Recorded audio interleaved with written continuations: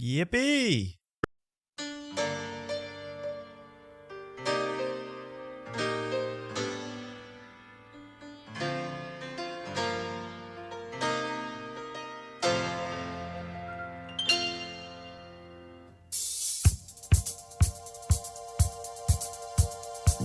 Someone just told me a secret.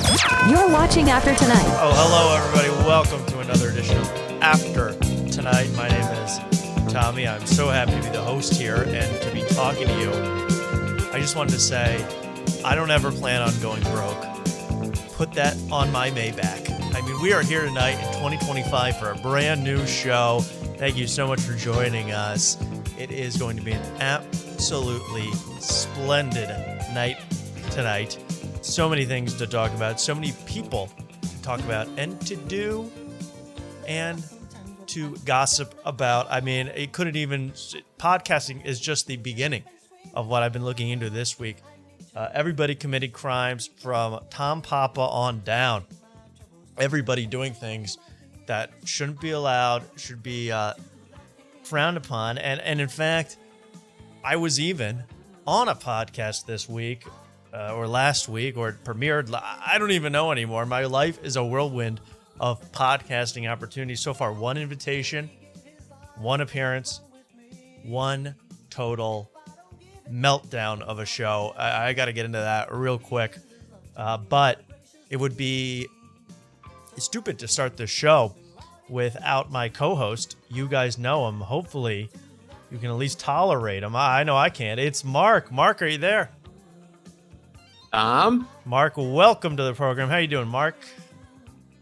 Great buddy, Mark. I'm great. I can't believe I'm talking to the big guy that was on Sick Ghouls. The guy from my phone screen is here, right? You know, Isn't that? It's always weird when you computer screen. Yeah. Now they say I was on Sick Ghouls. You did watch me, Mark. They say never meet your heroes. I mean, how does that make sense to you now that you're with me now? Yeah, it checks out. Yeah, that's what I figured. It's been a pretty lousy start. But we are, I'm so excited. We're going to go over all of that. My first ever appearance on a competing podcast, not a sister show, competing podcast. Oh my gosh, that was crazy. I want to get those numbers on that episode up because I want to beat Mark's episode at least. I mean, of Sick Ghouls. Views. That's fair. I mean, I name dropped Mark 8 times during the episode. Can I get a bump in anything? Anything can go right for me. Please. Honestly, the beginning of that, I was like, wow, is Tom gonna do an hour advertisement for After Tonight? But then, then he went into typical podcast talk, what you're watching. Yeah. I said, hey, anyways, you gotta fly Delta. It's all about the miles. Here's how I make my own sourdough. I mean, it was pretty standard podcast stuff, but we will take a look at that because I think everyone there's some laughs to be had there. Otherwise, I'm trying to keep my energy up, and I always promise I need a little boost tonight, and I always promise to find at the grocery store the worst item I can, the most disgusting drink I can find that maybe you guys have not tried yet, and tonight's no different. Tonight I picked up this, Mark. This is a C4 energy drink. Now, I've heard of C4 before, but look at this. The flavor, it's Pride, everybody. Cosmic Rainbow flavored. C4. Oh. This is I don't know if the colors don't really come off because it's, we can't really do green on this show, but performance energy, Pride.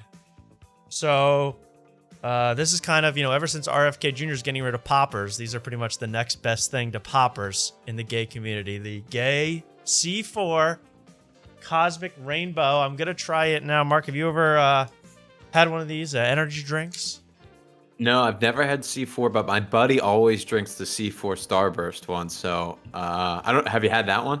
I've not had any C4s in my entire life. And I see the ones like, it wasn't C4, but it was another one that was, it was Warheads flavored. It was Sour Patch Kids flavored.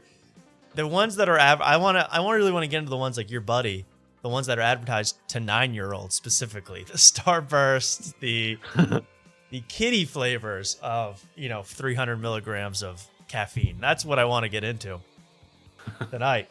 So this is the Good Start Cosmic Rainbow C4 Zero Sugar.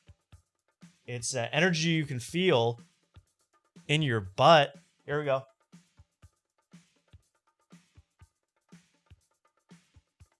Oh, that is... It's got that disgusting sweetness where you're like, it says zero sugar, but I wish it was sugar because whatever it is some kind of concoction they made up. Glitter. It does taste like glitter a little bit. It tastes a little like... I could see sharing one of these with Mayor Pete and having a great time. I mean, I think we're both that kind of guy. Let me try. So anyway, Cosmic Rainbow. But it has kind of a... It leaves something to your tongue. It does taste a little... It's certainly fruity, but... I think I just moved up 1 point on the Kinsey scale, everybody. I mean, we're getting gay tonight. Yes, queen. Yes, baby. Well, that was really horrible. That I don't know if I'm going to be able to take more than a few sips. That is horrible stuff. But I always try to get a new soda, new drink for you guys, and to try it out. You really have to see what's out there. I mean, the chemicals they're coming up with in the labs are so good today. So good. Someone in the chat, Ted says, I watched the Sick Ghouls interview. Good stuff. Thank you so much. I watched my own Sick Ghouls interview a few times. And I've also just been watching a ton of YouTube this week. A ton of YouTube, Mark. I don't know what you've been watching. I want to know, but I'm really getting into the reaction community on YouTube. You know, the... it's like two gang members listen to the Beatles for the first time. Have you seen those kind of videos? Yeah, I've seen them. I don't click on like old people reacting to stuff. Those have been it's around like old forever. people listen to Fetty Wap, or there's young, minorities that listen to The Who, and it's like, oh my god. But they like British music. Kids eat American food. Right, right. Stuff like that. They have like, remote villager taste the gay C4. So like they have all these videos, but they got like people are so desperate for a niche, a catch. I saw one. I swear to God, this is not a joke. This is literally. It was called. You can look it up. I even think it's out there. 25-year-old. It's a black guy. 25-year-old reacts to Larry Bird highlights. It's like, okay. And okay, he's 25. He's reacting to Larry Bird. So I'm trying to make one now, Mark. I was just thinking we could do 36-year-old reacts to Frasier. What do you think about that? I like it. Yeah, that's pretty good, right?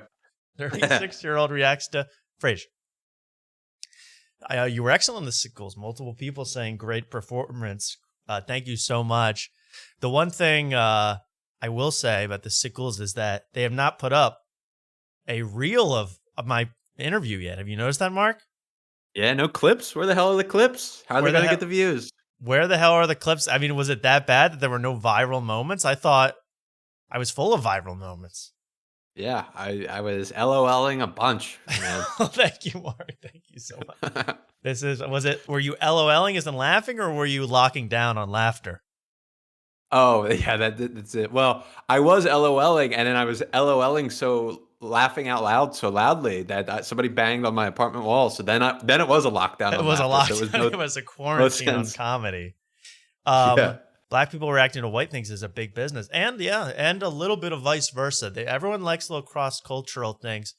I mean, I'm trying to get into like, what are Filipinos into? Can I react to what they like, and then I'll get a Filipino crowd? I need some kind of, you need some kind of pull. You need some kind of thing to get people in. And I think 38-year-old reacting to Becker with Ted Danson, I think they would do numbers. I don't know. I'm just trying to think of what could I do? I don't even know. 41-year-old reaction to the Baldwins. I mean, these are all things that is the best ideas I have right now.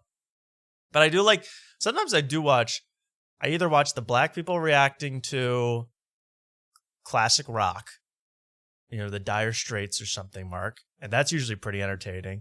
Or I watch White Son, White Dad react to Yeezus or a Kanye album or something like that. I like when White Dad reacts to rap music. But you know what? Dad's got a little bit of soul. Dad knows, Dad ain't as lame as I thought he was when we went on the Disney cruise. Dad's pretty fly with it. He knows 50 Cent, Mark. Dad's cool. Wow. I love Dad. I love YouTube Dad, I should say. I love YouTube Dad. YouTube white dad who likes rap. That's what I think that's what every white guy aspires to be, in a way, Mark. They want to be the cool. They would be like, okay, he's knowledgeable. He's got a job in the tech sector, but he knows Fetty Wap. Did I ever tell you with my boss who's a white dad? He tried to brag not tried to brag, but he was flexing on us that he knew who the baby was. Oh, the baby. And we yes.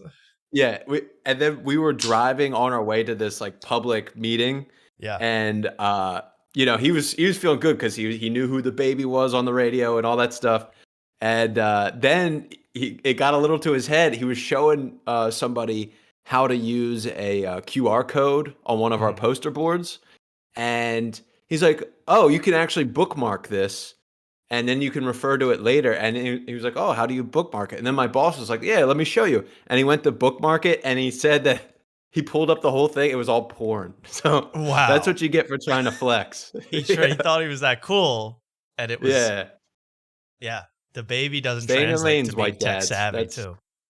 Yeah. That's so true. Turning the Tables channel. I don't even know that one. See, I don't know all the reacts ones. I like all the people reacting. I like Flight Reacts. I like them all.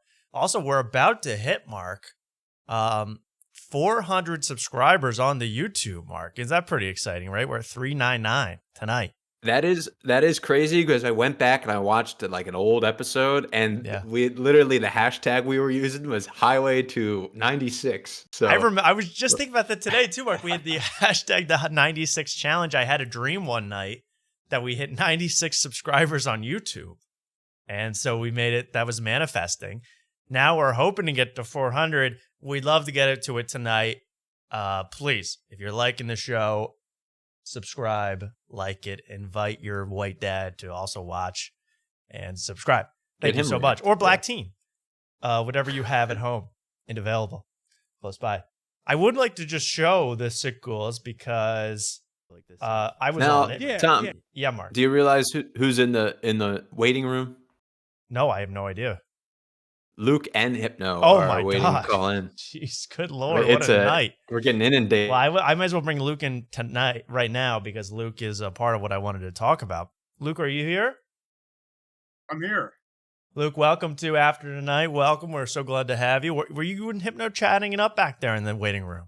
We're having a nice civil conversation about movies and TV shows. And I yanked you out of that. Probably Hypno wasn't even screaming yet. He was probably pretty quiet. No, he was talking about how great The Wire is, and I brought up Sopranos and Breaking Bad. He goes, "Yeah, I just think The Wire's better."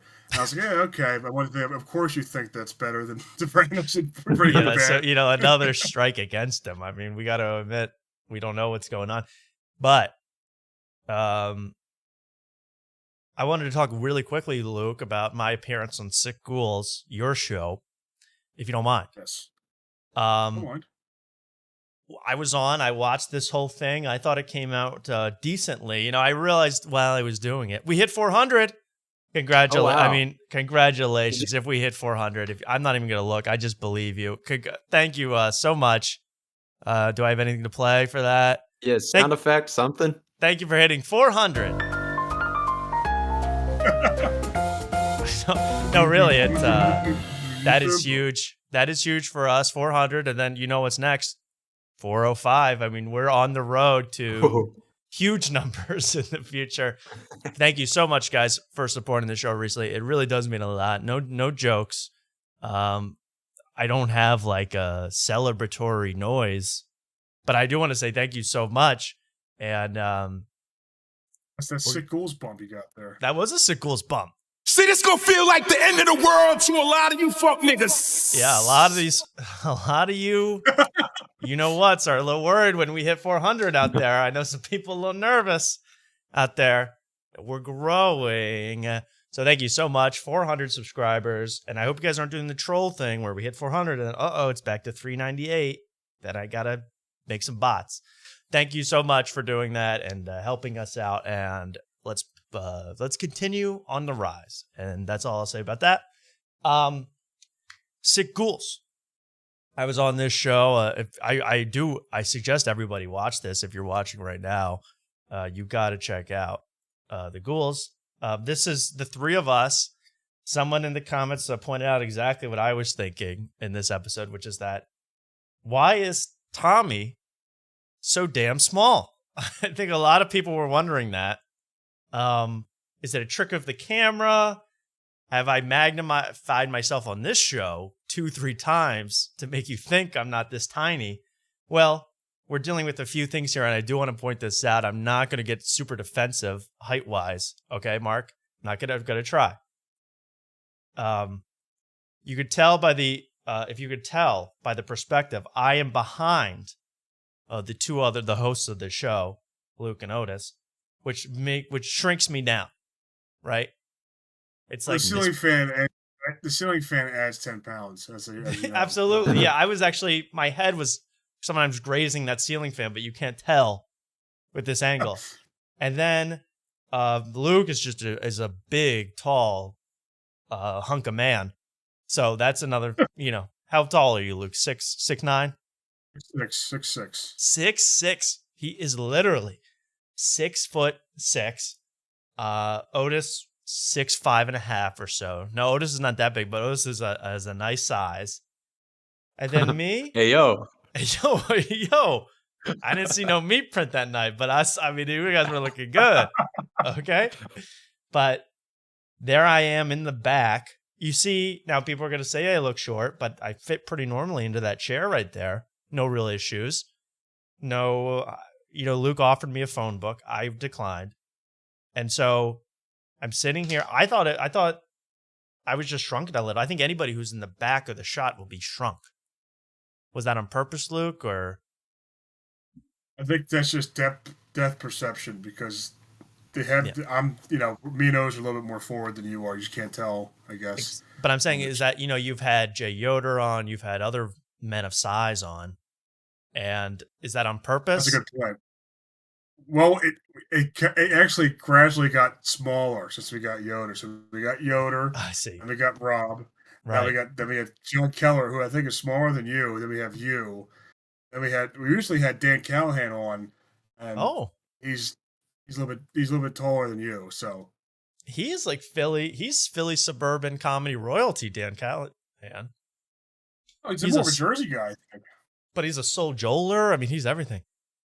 Someone says soul joler. That's why he got the podcast. Someone says that room looks very liminal. Well, the living room's not liminal, but of course we have talked about that space in the back before. It is. I never even ventured there. I walked from the door to this chair and then exited. I went nowhere else in this apartment. I don't know what's going on. I have no scoops. But there it is, the back. The only thing that I would point out, and I mentioned this in the last episode, Logan, it's not an insult, but I found it quite funny. I was on this episode, and I was like, what do? You like to stay home? What do you do? And you're like, I like to hang out. I like to do this. I like to clean. Come on, Luke. I say that? You like to clean? I saw that place. That place. When did I say I like to clean? I don't like to clean. I hate cleaning. Let's hit the transcript for this one. Let's hit the transcript. Don't look, I just spoiled something. But don't look at that. Clean. I like to clean. Oh, clean. Here we go. You're all here all day, right? Do you go out? What do you do? Also, I didn't know that I didn't know when you had a microphone you were supposed to speak up. Here's me the whole time on Signals. Yeah, that's pretty interesting. Yeah, that's so. Yeah, Luke. Yeah, I used to do stand-up. Speak up, you idiot! I was watching this. I'm like, can you talk? But you know what? I was so relaxed. I was very relaxed. So that's what we do. We have to get you in a nice, relaxed state for the show. But if I'm ever on again or on anybody's podcast, I promise I will project. I promise. Here's the alleged cleaning part. Go to the gym. Okay. Sometimes, I'll wake up and go clean on a little bit, do some laundry. I'm like pretty much. Okay, see, that was Luke, that place. There's 4 empty containers in this shot. I didn't say I like to clean. I said I will clean up a little bit. Oh, okay. I didn't say I like to clean. Okay. Well, that was the only funny part. I almost said something in the moment, which would have been a viral clip, and I'm sorry I didn't say anything, but no viral clips, huh? We got nothing. Oh, we're gonna put some clips out. We're gonna. No, I'm not. That's not me begging, by the way. You don't have to put up a single clip. It's not you begging. It's you demanding. I know. I kind of am demanding. Clip me. Clip me, damn it. Well, anyway, it was very fun to be on the show. Thank you for the invitation, Luke. Thanks for coming out. We really appreciate it. We got 8 likes on the video. More than Is that good? Jay. More than Rob and Jay. Whoa, more than Rob and Jay. And Sick Ghouls were not at 90 subscribers when I watched this video. So it's gone up. The numbers are going up for the Numbers Ghouls. are up. Moving on up. Just saying. Moving on. You're on the road to 96. #. Which I was on just a few months ago. That's really great. Well, anyway, please watch this episode. With me, Luke, Otis, and they're having Dan Callahan on next. So, any scoops of that, Luke? Anything? No, it was a good episode. It was a fun time. It's not much I can say. You know what else was demoralizing from being on this episode? And I did tell this to Luke as soon as I came on. I sat down, and Luke looked at me. Then he looked at the camera. He immediately lowered the tripod 4 feet. He put it on because of you. It was sitting up high, and he lowered it.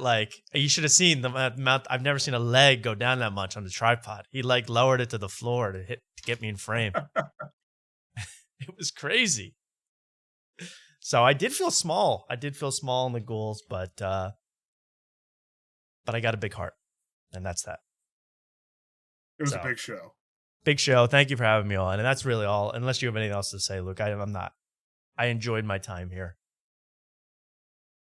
Oh, it was a great time. Oh, we should say there was a funny part where I had my whole recurring gag was, hey, can I smoke? Can I smoke this? Can I vape this? I brought a bunch of smokables just to be annoying. I thought that'd be funny. And then Otis took up the smoking right away. Has he continued to smoke in the apartment since? No, he hasn't. Okay, good. Did anyone smoke those cigarettes? Because I left 19 cigarettes for you guys. Those are Otis' cigarettes now. Okay, good. And did you smoke the blunts? Because I also left 2, tobacco blunts. Still have the blunts. Okay. I'm just curious. I haven't smoked them, but I still have them. Anyway, check it out. Very, very great moments in a lot of funny moments in this. These guys are good. And we didn't even talk airlines or anything in this one. What the hell? All right. How tall are you? Pretty damn big. Pretty damn big. Now we are, should we, I want to talk to Hypno, but it doesn't seem like it's the right time to get his personal life update. Or should we do that now, Mark?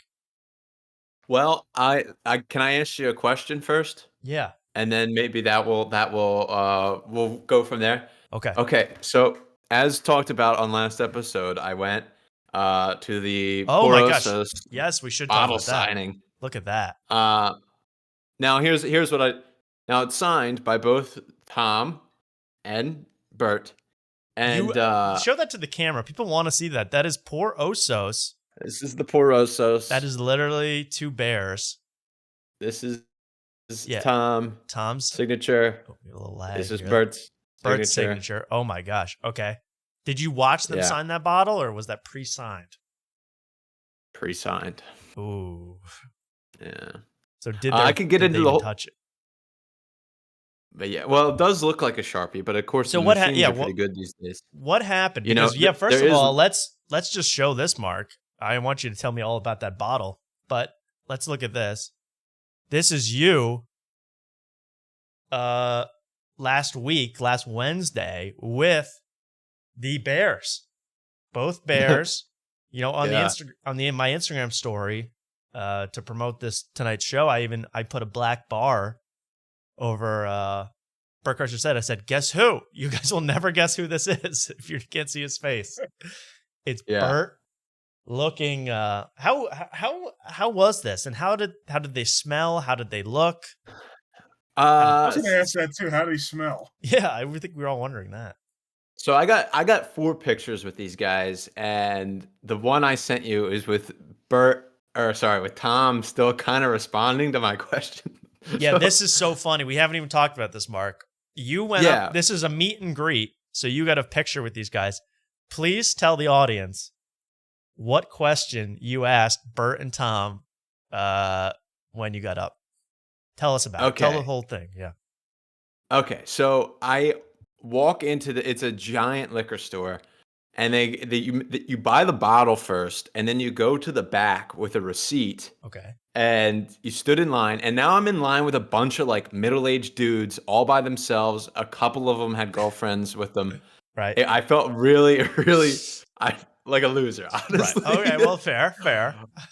Okay, so you're in this line in the back, and they're like bringing people in like maybe 5 at a time into this back room. Okay. So I have no idea what to like expect, what's going on, like if they're signing bottles back there, whatever. So the whole time I'm thinking, because on the instructions it said like a meet and greet is not guaranteed based on the amount of people. Right. So I'm thinking like worst case scenario, they're just signing the bottles and like waving occasionally to the people that are coming and getting the bottles, whatever. But I have no idea until I walk into that room. So finally I get up, and the line wasn't that long. It maybe took me like a half hour to get through it, and I was a little late to begin with. And so I get in there, and I only have like 5 people to react until I'm right up there with them. Right. And I'm in this room, and there's like a bunch of like bystanders in there that are like part of it, whatever. Right. And I'm part of their teams. First thing I'm looking for, Joke World. Where's Jake? where's Jake? Because there's a door, and then there's this like a table, and then there's like a photographer guy and a security guy and like another security guy. Right. And then there's like a woman over there, a woman over here, and then like a couple people over by the door where you leave, and no sign of Joke World. And so now I'm like, all right, there's no Joke World. They're not signing bottles. They're just standing there taking the picture. Because my whole thing was like, oh, if they're just signing bottles, I was going to go up to Bert and be like, hey, can you make it out to Meat Prince after? Right. And be like, I loved you on We Might Be Drunk. And then I would have a bottle that said to Meat Prince. To Meat Prince. Yeah, that would be incredible. Right. So, okay. So there's no signing. So now I have to like, once I get in that room, I'm like, all right, now I have to think of something else. There's no Joke World. Yeah. Because I'm not like a huge fan of these guys. So it's like, I don't know what are you going to say to these guys? Yeah, what the hell do you say to these two? The guy with his shirt off. Yeah. Because the first guy I see go up there, he almost looks like kind of special needs. And he had like a t-shirt that was like this it was like this drawn like 2 bears t-shirt, and he got Tom to sign it, and for him to sign it, he like signed it on his back, like he put it up against his back and he leaned over. Yeah. And then Bert like was like, put your head down a little bit, and then like made it look like he was getting a blowjob from him. Classic. Big pop in the room. Classic. Everybody loved it. Classic. I was like, classic gay shenanigans. No. Yeah, I was like, oh no, what have I signed up for here? Yeah, are you gonna get a picture with you totally a bit on your knees? I mean, what's gonna happen? Right, exactly. I'm like, oh my gosh, am I just gonna be a creep and just gonna like take a picture and walk away? You know? So I watch another guy go up, and he's a big fan, and he puts his oh my god, we lost Mark at the most important time. His arm around. Oh no, Mark. Yeah, I don't. What? Oh, you cut out for a sec. You put an arm around. Okay, you're good. You're back. Okay, there was a guy that put the 2 arms around him, and I'm thinking to myself, I was like, I don't really want to touch Bert, honestly. Yeah, if you look at him, he's shirtless. He looks red. Yeah, I mean, if you zoom into that picture. Also, I have a pretty big head. Look at the size of his noggin. Well, you do have a big. I've seen your head in person. Pause. It's big. Now I know. You're right. He has a wide head, a big, tall. I mean, tall. It looks twice the height of yours and twice as wide. Yeah. I know. It's a huge head. Even Tom's head looks pretty large. But they're both taking tea. Oh, Maybe are they? that's why. I didn't know that. Their heads are growing. Okay.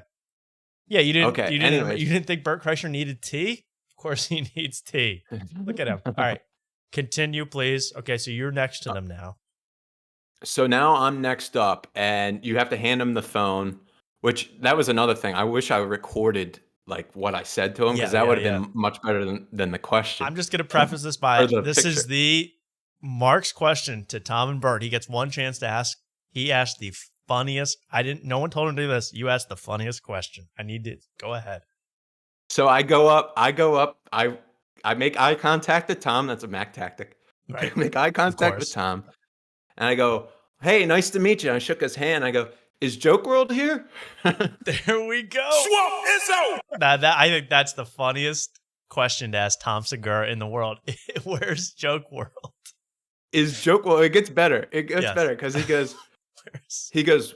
And now I'm a little nervous because it's like it's weird seeing people you always see like on screen to like, oh, they're right there now. No matter what, it is. So weird. I got like a little nervous. I was like, oh, is like Joke World here? And I said it kind of like quick like that. Yeah. And Tom goes, what? And I go, oh, I was just wondering if like Joke World was going to be around, like either at the bar takeover or here. And then Tom goes, yeah, I don't know, man. He just like pops up sometimes. And I go, oh, okay. And then Bert from the other side, because I've been talking to Tom this whole time, comes from the other side of me and goes, what did he just ask? And he Really? Oh no, it's an investigation now. And I should have been like, haven't you read any of the comics? You're not supposed to butt in here, Bert. Nobody likes that. Yeah. Stop talking about yourself. Okay, so and then okay, go. Did Bert answer the question, or did you repeat the question to Bert? No, and Tom was like, oh, he was asking about Joke World. and then Bert goes, and then there's just this awkward moment, and then we just smile for the picture. Oh, I love it. They hand me back my phone, and I turn around and go, thank you guys so much. And I walked out of That is unbelievable. That's the funniest thing. I just think, I'm sure Tom Segura thought you were like there to try to kill Joke World. You're like, is that guy here? Is Joke World here? Why does he want to know where Joke World is? Yeah. I thought that was, I could not have come up with a funnier question to ask Tom Segura in my life. Where's Joke World? Well, that's the whole reason I went, was for Joke World. Of course, yeah. Well, that's what we wanted. I just think that's so funny to Tom Segura and they're promote their liquor, and you're just worried about Jake. Which honestly, I thought this they would have been overpriced since they were signed. Yeah, less than $20 this bottle. Wow, are you gonna crack it open tonight? I mean, have you tried it yet? Now that's my thing. Now that's my dilemma. I'm asking the both of you. This is a signed bottle from Bert and Tom. Yeah. Does it devalue the? Yeah, we need to get that encased in something. You gotta encapsulate that. Yeah, we need to. Yes. I don't know what to do. I personally think crack it open. I mean, it's keep the bottle no matter what, but you gotta fill it back up with water. Bodega Cat. That's a good idea. Or water, either one. And drink it. I think drink it, save the bottle. We need to try it. I've never seen it. I've never known anyone to try Porosos. So anyway, Mark is officially another Austin legend for asking. Ooh, in French you would say, ooh, a Joke World. Ooh, a Joke World. Ooh, a Globe de Jake. Where is Joke World? To Tom Segura, who's, he's probably getting asked about Christina and all their stuff, and who else would? And the new special for Bert. Bert has a brand new special out, and you're worried about World. I love it. Yeah. So yeah, we're Joke World. I wonder if that story is going to get back to Joke World with Tom Segura telling him, "Hey guys, people were asking about you at the the signing. They wanted." That's what I'm thinking. Like, I think they were so taken back by it because it was such an awkward pause after Bert found out what I asked that they were just kind of taken back and they took the picture. And that's why I sent you this, because there is one of Tom smiling, but I think it's funnier that he looks like shocked. Well, Bert especially here looks a little concerned. Yeah, he does look concerned here. Is this guy a killer? Is he out for Joke World? Is he? But very nice picture, very clean. You do have I see you. I mean, I see you in person. I'm like, man, that guy's got a big noggin. But here you look very normal here. You got a perfectly normal features. I know. That's amazing. Wow. Well, that's an amazing story. And then you sent us another picture, which I thought was crazy. You went to after this signing. Well, let's see that in big picture. After the signing, there was a meet and greet or some kind of event at a gay bar. A bar takeover. A bar takeover at the Iron Bear, a gay club in Austin. You went to this gay club in Austin. What can you report back from this? Okay, so I drove by. It was kind of packed. I had to find a parking spot. I walk in, and there's a bouncer outside with a clicker, and he's clearly a gay guy, and he's, he checks my ID, and he seems kind of annoyed. I think he can tell I'm there for Bert and Tom. Okay. Since I'm not the typical, that's not the place I frequent. Yes. And I walk in, and literally the first person I walk into is this woman wearing a bomber jacket with the Porosos logo. Yeah. And it's none other but Leanne Kreischer talking. No. Yes. Talking to another woman. The sex toy woman from last week's We Might Be Drunk, Bert's wife. You saw her instantly. That's incredible. Instantly. And I had to be like, is this really her? And I had to listen. I had to eavesdrop on what she was, to get that accent and be like, oh, yeah, that's her. And it was her. And then I heard the word my boobs. And I was like, oh, that's her. And I'm not even joking around. That's literally what I heard. That's her. That's incredible because we just had a whole feature about Leanne's privates, thanks to Bert, who went into detail about what she uses on herself, what they're doing in the bedroom. It must be so weird to then see the two people who just described their entire sex life to you like a day before. Yeah. It turned a gay club into a swingers club. That's hot. Wow. Yeah. And was it mostly, here's my question about the gay bar. Was it, what was the ratio of gay men to Joke World types? How many were there for Bert and Tom? And how many were there for gay? And how many was the Venn diagram? Were they matching up? Well, I sent you a couple pictures. But when I walked in, the first bar, as soon as you walk in, that's where Bert was serving drinks. I honestly didn't see Tom, but that was kind of packed, a couple people deep to even try to get to that bar. Okay. Now I had to use the bathroom really bad, which was a bad idea to go into a gay bar and be like, I need to get to the restroom immediately. Yes. So I'm walking past this packed bar where all the Bert and Tom people are, and then I get to this pool table, and that pool table is like the clear divide from the Bert and Tom people and the normal gays that are there. Oh. And I can tell because the first gay people I see are these jacked older 60-year-old dudes. They both have weird facial hair. Right.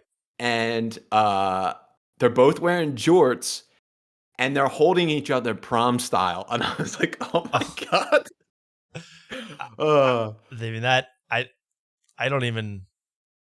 That was either two gay men or the history hyenas, because they're around. No, I don't know, but that is So that's insane. I've never been in a gay bar either. Yeah, I swear, Dad, I've never, and so I wouldn't know, the dynamics or anything. But did the two groups? They just stayed separate. They didn't. There's no mingling. They were kind of separate. There were some people I couldn't tell whether they were gay Tom and Bert fans or what. Well, but there was some. I think I have both pictures you sent. Okay, before I get to that, because I went to the bathroom and I finally got to the bathroom and I went to go pee, and then I realized the door that opens to the bathroom. Mm-hmm. As soon as you open that door, you can look right down the line of the urinals, and I was like, I can't pee in a urinal, and I had to go in the stall to pee. I was like, oh my God, this is uncomfortable.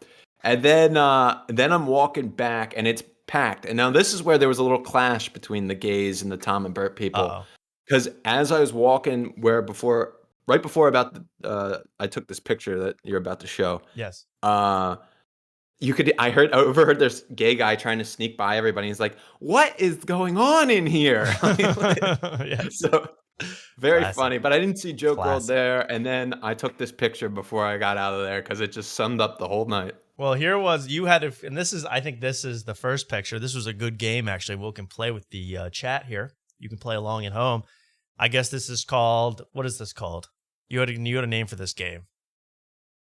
Is it Yeah, what did I call it? Jake? Burt fan or gay guy? That's Burt what fan, I pretty called easy it. game. Is it Burt fan or gay guy? And we're talking about this guy who is shirtless. Now, he's wearing a Eric Cartman South Park hat, shirtless, in a gay bar, next to a man in a flannel shirt, at the Tom Segura takeover. Is this man gay or just a bear? Or two bears in one cave? Which is it? Now we want to know. And I can't believe you didn't want to hang out here longer. I mean, this seems like the vibe. I love this vibe. I love this. Yeah. I mean, there was, I think they were giving out free T-shirts, which would have been cool to get because this is honestly my last Eagles merch, and then I have to switch back to regular clothes. But I was like, I could have tried harder to get a T-shirt. Didn't see Joke World, and I was like, I need to get out of here. So now I took this picture. This is a great pick, and the follow up. I was like, oh, he's probably gay because the guy's hand is near his back, but also that could be a friendly get out of my way, or I see Tom, get the throw this naked guy out of the way to get to Tom sort of pick. I didn't really know. I said this is a Burt fan. I mean, just you think of a gay man and like you described it, like the two guys you saw, like weird, jacked, weird facial hair. This to me looks like a total Burt fan. Luke, do you have a guess? As if he's a Burt fan or not? Is he gay or is he a Burt fan? This man. I thought that was Stavros Halkias, so I could be. Luke, he's on a weight loss journey. Please. Okay, well, it's not him. I was confused. So you say what? Comedian? He looks like he could be an open micer. He looks like he could headline any bar show in Austin. This guy. That's true. Well, here's the reveal. Is this man a Burt fan or is he a simple gay man? Here it is. And arm wrapped around the midsection. That is a gay man or just a very, very excited Burt fan. But there it is, gay. No, I thought Burt. There's Burt in the background. Oh, we do have Burt in the back. Burt is Burt wearing leather? Yes, he was wearing some as a gag, some gay he was wearing gay BDSM something. gear as a gag. Okay. Yes, he was. Okay. Well, that's pretty classic. And I'm sorry, everybody who guessed Burt fan. I would say, well, it could be gay Burt fan, but I'm going to say gay. Hey, well, no. That's what I meant. That's what I meant. It is Cartman, but it is gay Cartman. So if you could pick that up, that it's actually a gay Cartman hat, you probably would have figured this out. But look at this. Does Shane Gillis know about this? That Bud Light has a rainbow, draft. Does he know that? Is he aware? Yeah, I don't know. They may have not updated since Dylan Mulvaney. I don't know. I think, yeah, it still looks very, this is very queer. Starring Daniel Craig here. Wow. Good movie. Interesting. I'm so interested. So you got out of here pretty quick. You didn't see the nightlife. I can't believe Burt in full BDSM here. Yeah, I wasn't going to wait in a long line to get Burt to serve me a drink. I didn't really care because I saw him touch his feet on that. Yeah, exactly. We Might Be Drunk. That's the last person I want to have serve me, any sort of food or beverage is Burt. I saw what he does with his hands, his feet, his nose. I don't want any of that. Wow. What an exciting time, though. And you did not see Joke World in a gay bar or at all. No, I'm very disappointed. Would you have, if you saw him in this bar, how would you have Mac tacticked him? How would you have cold approached in a gay bar, Joke World, Jake from Joke World? Well, I wouldn't try to come off as a gay man hitting on him. I would come off as a comedy fan talking shop with another comedy fan. That's what I would And what like angle it. honestly, I'm Joke World. I'm taking video of the event. What do you say to me? I'm not. I don't even know you. I would Oh, say, oh my gosh, Joke World. I love your content, man. I love the color scheme you go with. You know, you watermark everything. It looks good. It looks professional. I just want to say you're doing a great job. well, on April 10th, Joey Diaz was on Joe Rogan. On April 11th, Tom Segura was on Are You Garbage? That's all he does. He's a robot. He reads podcast guests. That would have been interesting. Well, you'll run into him sooner or later, right, Mark? Around Austin, you got it. You got it. I pray. I You got it. pray.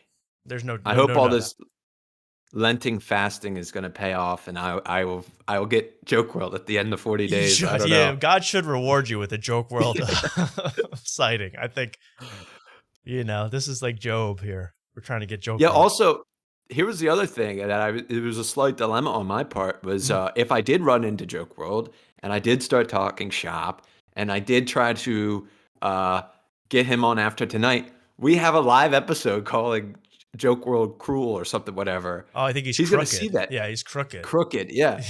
I mean, I would have had to put you on the horn right away and be like, "Hey, you got to take that down." I would have taken it down just to try to get Joke World. I am that superficial. I just want Joke World. I don't care how we get him. Right. I want the world, and I want it now. I would do anything for Joke. Well, Joke World, again, you've eluded us once again, Joke World. You've gotten out of our clutches once again. But never fear, we're going to find this guy. We're going to track him down. We're going to find out exactly what makes him tick. And we will make him aware of After Night and our love of Joke World. By the way, Joke World skyrocketing in subs. I mean, he's gone. He's going to hit a million any day now. I watched the Joke World episode waiting for this, or the last thing he dropped. Yeah, he's been great. He's been great. Which one was that about? Kiltonia was that about Kiltony? No, the Mark Norman paradox. Oh, I saw that. Yeah. Didn't really grab me. Did you? Well, you got to stay to the podcast roulette at the end. Santino has a new one with golfers. It's a golf related one. Golf cast. Yeah, he's with Cam Smith, and Cam Smith calls him a shitty comedian in the clip that Joke World showed. So, but he was probably gagging around this. Probably Cam a Smith. gag. He's probably gagging. I want. By the way, Cam Smith. Nice. After Andrew Santino missed the cut at the Masters. Nice job, Cheeto. You ruined another golfer. I'm going to start that. That's the Santino curse. If you go on that show, your career's in the tank on golf, man. I'm serious. Have you taken over any other Joke World comedian tour dates? I never got a response about Cedric the Entertainer. I don't know. I mean, I could keep trying, but I'm trying to take over, just deceased dates, Bernie Mac's dates. I mean, I want a lot of dates. I want to be sending people to graveyards, but I just don't know. I don't know what I have to do to get on Jake World's radar. That's a good ploy. If you pose as every date guy, dagent for all these. And then you're like, oh, he's going to do an interview with Joke World, and then you show up, it's us. We get a little gotcha act. Yeah. You're like, hey, Cedric the Entertainer, he's on his way, but we can talk for a little bit. Yeah. I want to gaslight. And then just have Luke. Luke show up. Luke, we need you in like a pork pie hat. As Cedric. A yellow suit. Yeah, yellow suit. Just Kings of Comedy, Cedric the Entertainer. You show up. Yeah, I want this to be, Gas World. We're gonna gaslight Joke World, man. We're gonna do it. The world is not enough. What's that, Luke? I laughed at Gas World. Oh, Gas World, of course. Here's the only Joke World video I thought was any worth showing, and it's because Joke World again doing a little bit of cleanup for Tony Hinchcliffe. Burt Kreischer. Comedians. This is also Burt, so this is absolutely perfect, and this is wrestling, so it's even better. Everyone loves wrestling if you love comedy. And here is Burt Kreischer doing, again, being naked, throwing. And here, Did his stomach look this big when you saw him in person? His stomach on this broadcast is so large. He looks 15 months pregnant here. Yeah, I tried to look at it. Look at that. Oh, yeah, wow. It looks like he's wearing a fake suit. I know, it looks like a belly suit. It looks like a pregnant, a fake stomach. Luke, that's a big tummy, right? Enormous tummy. It's very tortoise shaped. Yeah, it is like, a reverse tortoise. The hard, and you know it how looks that. Like looks like he's taking enhancements to have his stomach get bigger. Like it looks very unnaturally big. Well, he's taking testosterone for what reason, I'm not really sure, but I think it's making him, kind of like Joe Rogan, it's making him have a hard, like where that stomach should be all soft and jolly, like a jolly old fat person. He has like a hard, like a tortoise shell for his stomach. So it's hard, it's rock hard, it's scary. It's, you want a jiggly Santa-like belly. This is not that. This is scary. This is from just last week, I think. Wait a second. At Raw. What? I don't mean it. Why does it search say Tony Hinch girlfriend? Why is that the next thing? Where's that? See the search right above the joke they did world? Recommend that. Tony Hinchcliffe girlfriend. We gotta go to Mythbusters for that one. I don't know if we're gonna get the answers here. Myth busted Tony Hinchcliffe girlfriend. Raw while Tony Hinchcliffe was roasting the announcers. So here's Tony Hinchcliffe roasting the announcers. They play one joke and then watch what Joke World does. And I thought he was an independent journalist. Let's watch this. Couldn't be happier. Happy to be here on Raw. This is a childhood dream come true. This is absolutely unbelievable. McAfee's the man. Michael Cole, I've been watching you forever. The first match you called was David versus Goliath. Hey, let's go up to Alicia Taylor now, the ring announcer. Okay. Slingshot. Tony went on to make a few more jokes that ended up receiving some backlash from pro wrestling media, but it's more than likely this heel turn is... Hey, Jake, can we hear the jokes that got backlash? Or we just have to... No. Because he bombed, I guess, so we can't even hear the jokes. Allegedly. Well, he made fun of an injured wrestler that broke his neck. And, oh. I mean, so that wrestler was like, "What the hell? That was the point. Like, what was that for?" It was in poor taste. Like the wrestling community didn't react well to that. Yeah. So they couldn't. So he wouldn't play it. That's a little rotten by Joke World, not playing the controversy. Come on, World. Yeah, I searched Tony Hinchcliffe after this, and every tweet I saw was negative. Every single tweet. I went to I saw a wrestling Reddit. Everybody was like, "Who the hell is this little twerp that's doing this? What the hell?" But Tony got to start doing. Didn't he used to work on WWE? He's a big wrestling guy, right, Luke? He brings to be a part of, but he makes it so much worse. And I'm not, I didn't exactly, not every joke I did landed on the Ghouls, but that was a long setup, man, for that David and Goliath joke. Oh, yeah. That's the highlight. I'm just also, saying. Isn't he doing a roast of WWE coming up, too? Yeah, that's coming up, right, Luke? Yeah. That's on the WrestleMania pre-show, I think, right? Oh, wow. Okay. I don't know. I'm not the wrestling fan. That's the thing. I'm not going to know if that roast is any good or not. I don't know a single wrestler. I just know. I don't know anything. I know Big H. I know Triple H. Is there any other H's? Because I really. H-Bomb. H-Bomber guy on YouTube. It's about all I know. And Triple H was just on Andrew Schultz. I mean, wrestling and comedy have always had such a sexy connection. I don't understand, really. He's hosting the WWE Hall of Fame this weekend. See, that doesn't seem like... I'm not going to be so negative, okay? I'm not going to be so negative. But they can't find a host? A host? Not a roast host. A host for that? We need Tony doing shtick?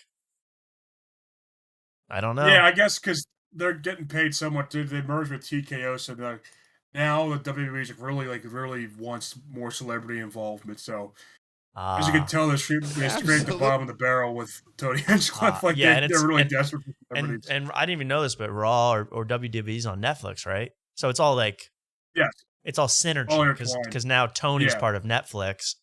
So now they're gonna have wrestlers on Kill Tony, and they're gonna have Kill Tony on wrestling, and It's going to be a big mess. I can already tell what's going on with this Netflix Kill Tony, man. There's going to be a lot of Netflix synergy. You're going to get real sick of seeing, they're going to have the kid that stabbed someone in adolescence. He's going to be on the panel on Kill Tony soon. Yeah. Oh, yeah. He might host WrestleMania next year. They're going to synergize it, man. I can just tell. He has arrived. That's correct. Now, let's just do a quick Kill Tony, because Kill Tony, I actually found this. I watched most of this episode, Mark. The newest one with Lemaire. I watched the whole thing. How could you tune out of Lemaire? I don't know, because I know that we love Lemaire. We love Lemaire. Some of us are in love with Lemaire. I'm not going to say who, but some of us are in love with Lemaire. And we want to get him on this show. I got a little nervous trying to think about inviting Lemaire. I didn't want him to think I was lame. So I got to do that for next week. I mean, maybe, Mark, if you run into him, run some Mac tactics on him. But I want Lamizzi on here to really find out what's really going on in the upper, no offense, Mark, but in the upper echelons of Austin comedy. That's no offense, Mark. But, he's okay. He's hanging out in the pool house at the Gillies residence. You're not. I mean, that's just a fact. I mean, I just saw Bert and Tom. What the hell? What else do you want from me? I'm sorry. But maybe Lemaire could lead us to Joke World somehow. Lead us on a Lemaire quest. Could have get us to Joke World. I think that's true. We have some kind of pathway. You asked Lemaire and he said yes already. Okay, perfect. But this was a good episode. This actually was an entertaining episode, I thought. I thought Tony was at his most pissy. I've never seen Tony so pissy. But you know what? I'm not even going to hate on Tony for that. It made it funnier that he was such an a-hole to everybody. It helped the show. I liked this episode. But I did want to point out, what I've been saying, that we are reaching reverse cancel culture. We are reaching, you can get canceled for being a lib. You can cancel for not being a lib. 5 years ago in Hollywood, if you weren't a lib, you're getting canceled. Well, in Austin, it sounds like if you're not riding for Trump, if you're not anti Josh Shapiro, and shout out to Matt Peoples, who allegedly burnt Josh Shapiro's house down. Now, that's alleged. But Josh Shapiro's house was burnt down by a local Philly comedian who was mad at the appearance. But if you're not a conservative, if you're in Austin and you don't give out the conservative talking points, you're going to get in trouble in this industry. And I think this is, said as a joke, but this is totally true because I know this did happen. And I got to ask Lemaire about this. Listen to this, what Lemaire has to go through. Just because Lemaire voted for sexy Kamala, he's in trouble in Austin. Listen. Folks there, I have some beef with your setups. You said that the media said that a woman can't be president, but the media is the only thing that says that a woman can be president. Hey, I usually, I fucked up, you know what I mean? Too out of me, you know what I'm saying? So let's stop it there because everything here is very interesting to me. David Jolly, who is smarter than he acts, because he acts like he doesn't know anything.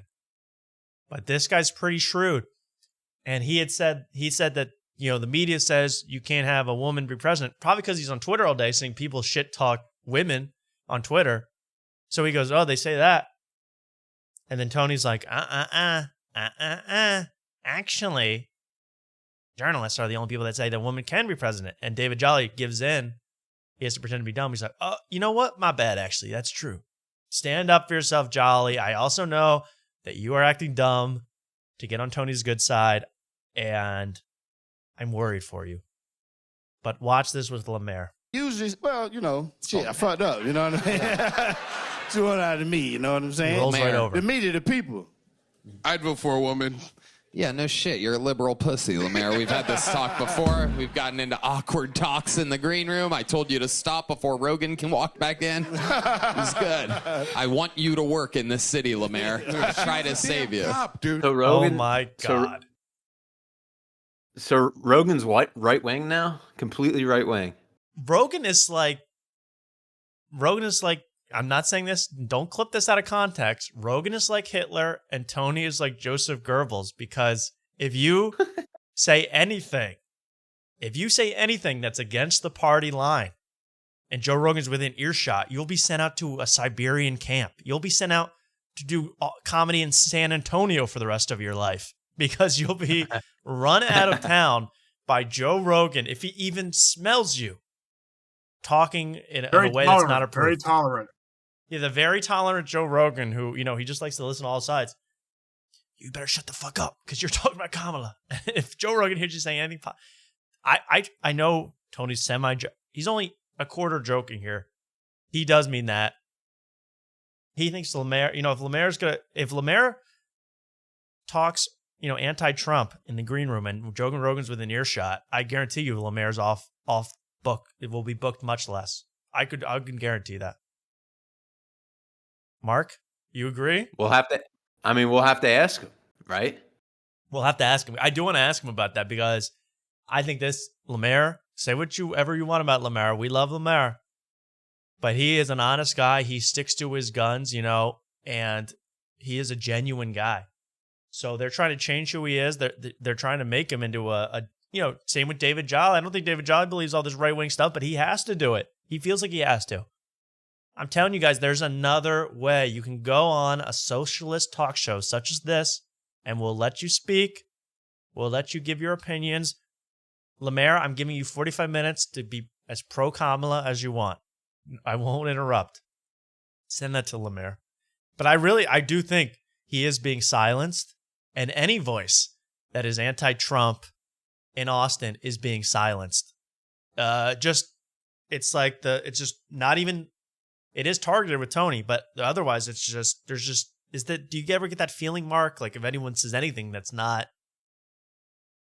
the right thing, they might get booed. I don't know. You know what I'm saying? You're talking about in the comedy room or like in the scene? Do you think this is a mothership problem or is this an Austin thing? I think the Austin scene now revolves around the mothership. So anything the mothership goes, they've booted comedians already out of this, or made them not really work in this city anymore. So yeah, it's kind of whatever Rogan's been preaching for all these years. Like, oh, there's gatekeepers and all this stuff. He just came here and he decided that he's the gatekeeper now. So he gets to be the gatekeeper. Yeah. Rogan's one of the biggest hypocrites, I think, in comedy. Well, someone said it. I actually think don't clip this, because then I'm out. Don't clip that. Clip everything else. But I got to say that I think someone else mentioned it. But if Lemaire shows up in that famous serial killer lake you guys got, if Lemaire shows up at the bottom with a couple kettlebells tied to his ankles, I think we know who did it. I think we know what's happening. Because this is not a good situation. Black voices are being silenced, Luke. Well, listen, as long as you agree with Joe Rogan, that's what you get, man. That's how you get success. He's been, Mark said he's been preaching about how intolerant the left is for the past 10 years. And now, well, luckily that's a big tell sign. Luckily for Austin, no one is more right and smart than Joe. So we don't even have to worry about having the wrong opinions, because it's Joe we're talking about. It's funny because the only guy who doesn't like Joe is Joe's dad.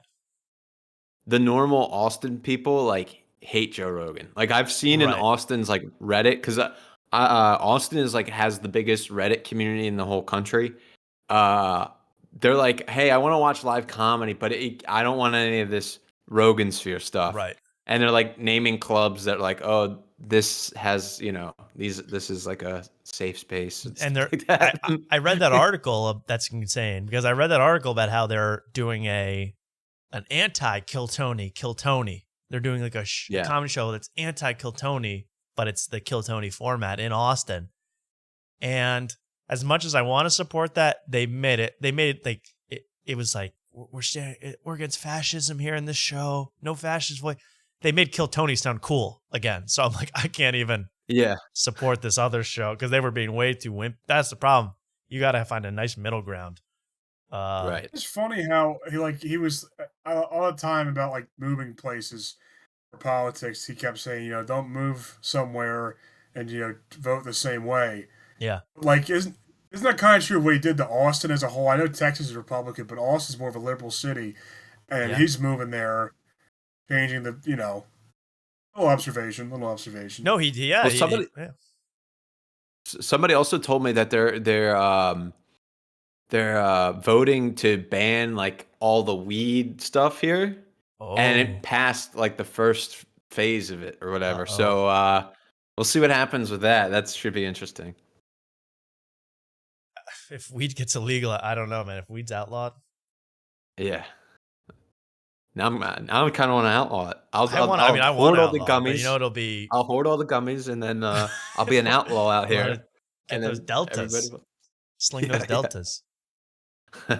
Rogan's gonna go Hulk mode. He starts smashing the mothership if weed gets outlawed. Weed, that peaceful herb that Joe Rogan gets violently angry about if you don't want it. My favorite. Thank you, Joe. What's the Hypno? Oh well, let's see if is this kid still here? Here he is. I think people were very interested in this from last week. They may be disappointed. I don't know if he's here right now. Hypno, are you there? Hypno. I'm here, man. I'm here, dog. Hypno, thank God. Thank you for being here. First of all, we'll recap everything, but how are you doing? Listener Tom, I'm hanging in there, man. Every day is more confusing and cloudy, and it's ruining my life, man. One day at a time, but I'm chilling, man. I'm working hard. I'm on the grind. You understand how it is. No one understands the grind more than me. Absolutely. Exactly. That's that's why we relate. The issue was that last week you had this girl. Let me recap. We can recap, man. Okay. Real quick, 2 minutes. I'll let you. Max. Listen, this female that I've been talking to for a while, is giving me some mixed signals, man. Not really sure what's going on, right?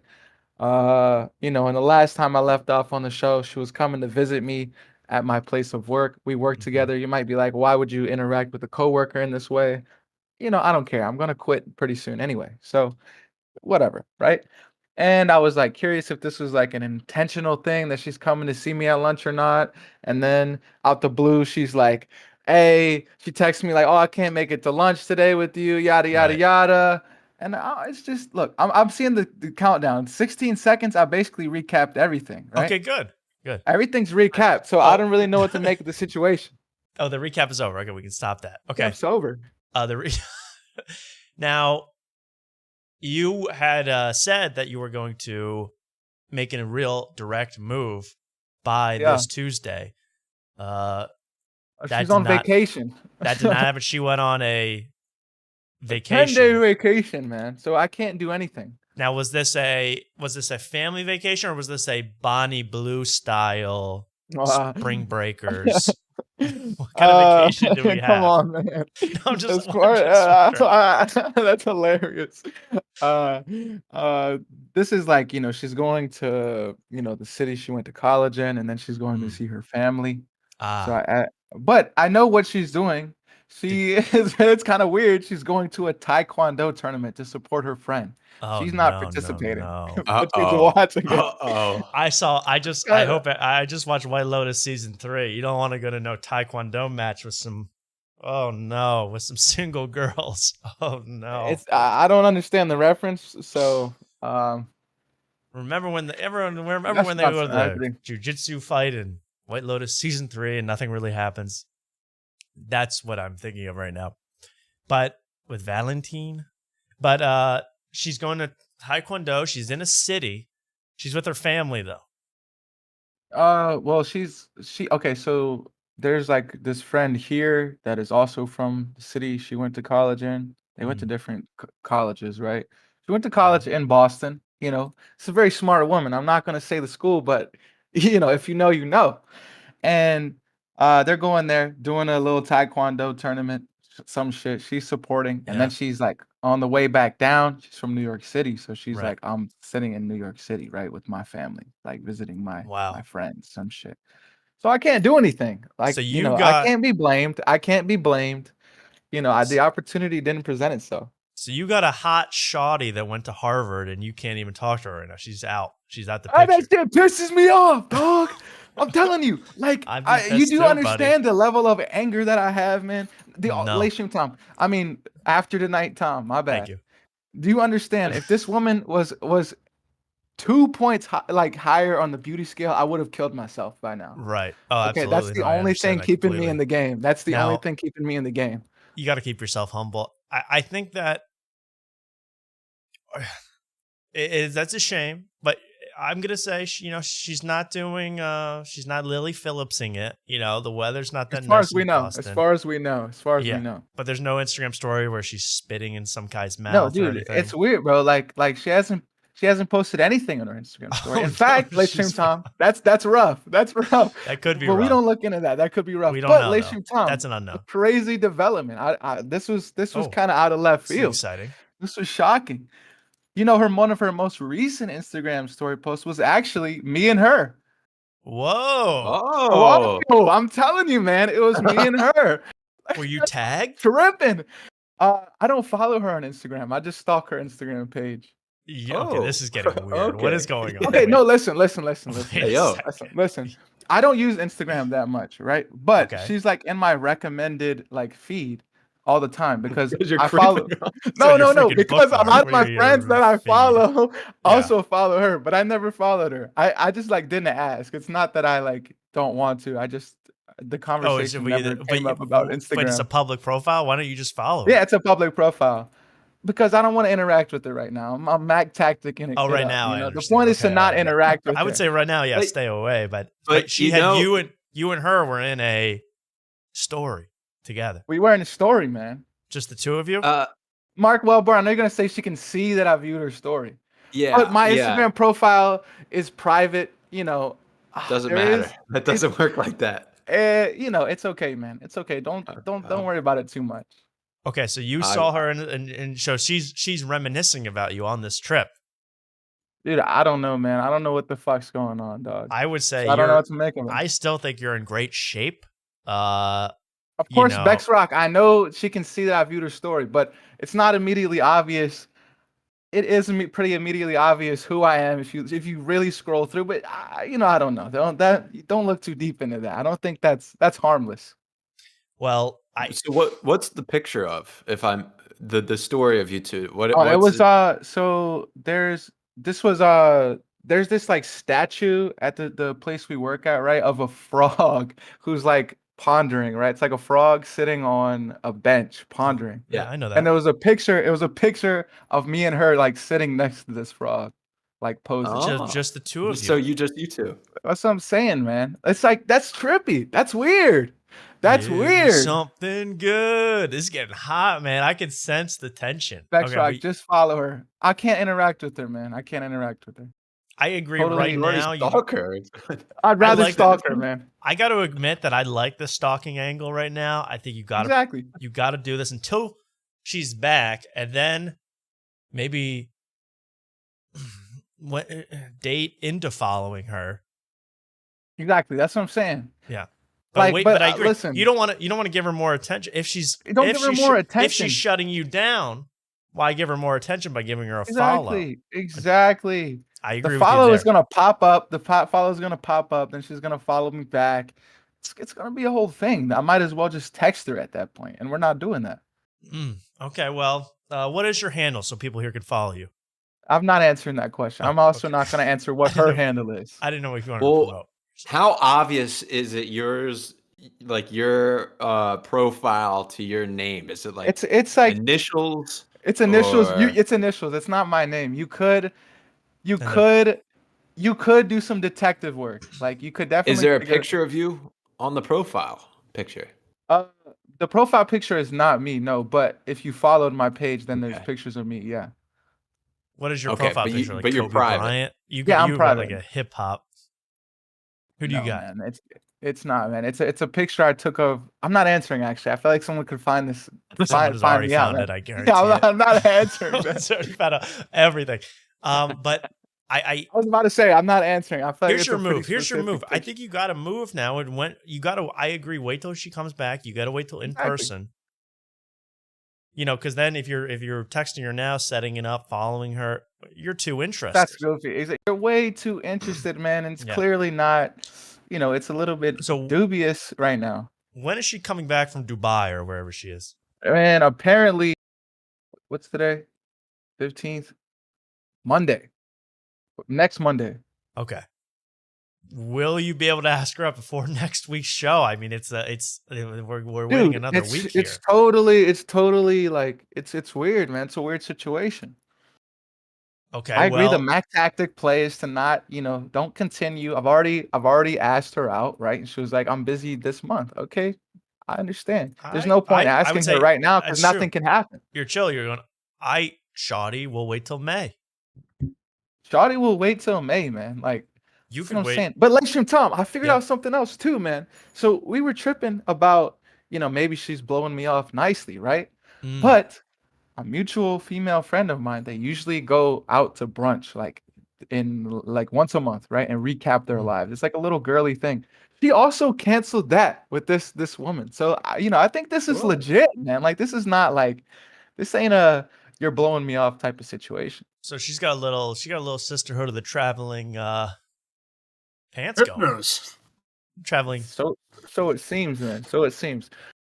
I'm just saying, I'm in there. I'd say you gotta, give a nice friendly, but make it a date invite when you see her. I agree. Wait till you see her in person. You don't even need to follow her until then. Keep stalking her. Keep stalking her, of course. That's my number one piece of advice. Wait till you can find out more in person. You're not really going to be able to get the vibe on the vacation. Exactly. Oh, Gus Johnson, of course. Listen, okay, here's the thing also. I think I'm safe on the following aspect, right? The stalking the story. She has a lot of Instagram followers. So I think I'm safe in that regard. Is she for the over streets? 1,000? That over 1,000. She's got over 3,000. She's at like 3,500. Good question. That's another whole avenue we could be thinking about. You know what I mean? You know what I mean? I don't know if you know that lingo, everybody, but listen, she has a public page. If you had a private page and you had that many followers, then it's I'd be worried. After these dude, like if you have think about it, man. If you have a public Twitter account, you get 100 followers from like AI spam bots. So who knows if these pages are even real, right? And you can look at her page. You can look at her page on the photos she posts. She gets like 100 likes. It's not like she's getting like 8,000 likes or something. Have you been? Now I would go if I were you. I would go through her followers, see how many. Tom, the competition. I did that already. Yes. I did that already. Oh, of course. I gotta say, it's just a lot of women, man. Oh, good. Okay, good. It's just like women. It's this just like great. Women. By the way, it's gonna turn out in 2 weeks that she's just lesbian, and this whole time. That would be hilarious. But listen, no, she's not a lesbian. I know she's not a lesbian. Anyway, so the most recent photo she posted, I had to go through who liked it, right? Of course. No real. There's not really men in the likes. That's what I'm saying. Like, there's no. There was kind of no weird, competition. There's no competition, and let's Right. just keep that very obvious. I No see. competition, They're man. beta boys in the A bunch of betas. Simps. Is she for the streets? Gus Johnson, see, that was the question That's on a our big first question, interaction. That is a big ass question that I don't know that I have the answer to. I mean, I yet. know she invited you. I know you're a special guy, but she invited you over to smoke weed. I mean, okay, but listen, Tom, I didn't provide some crucial context on that I forgot to mention, right? She invited. It wasn't like, okay, she didn't invite me like just because. Like, she invited me to smoke because we had planned to smoke like at this event I went to her with, like the first time we really met, right? And we didn't. And I forgot to mention, right? I accidentally like took her lighter and she was like, "Oh, I want my lighter back. Like, you want to come smoke?" You see what I'm saying? So it wasn't like a give me something good. I mean, you should already, as J.R. Smith said, given the pipe. I mean, I should have, man. But listen, I should have. I should have. I'll be totally honest. After some careful reflection and thought, I should have. But what I've learned, Lishim Tom, is I just can't be smoking weed, man. I can't do it. Yeah, I think you've got to get out of. I can't do it. You got to get. I have to get out of that zone. Yeah, no. The way they make weed these days too, you just can't do it casually. Dude, I'm not gonna lie, man. The third time we met, right? The weed I got from this fucking. the Bethesda, Maryland dispensary. I don't know if y'all know about Bethesda, Maryland, man. This is the I've fucking heard of rich Bethesda, white, Maryland. the rich white people Fallout neighborhood, 3. man.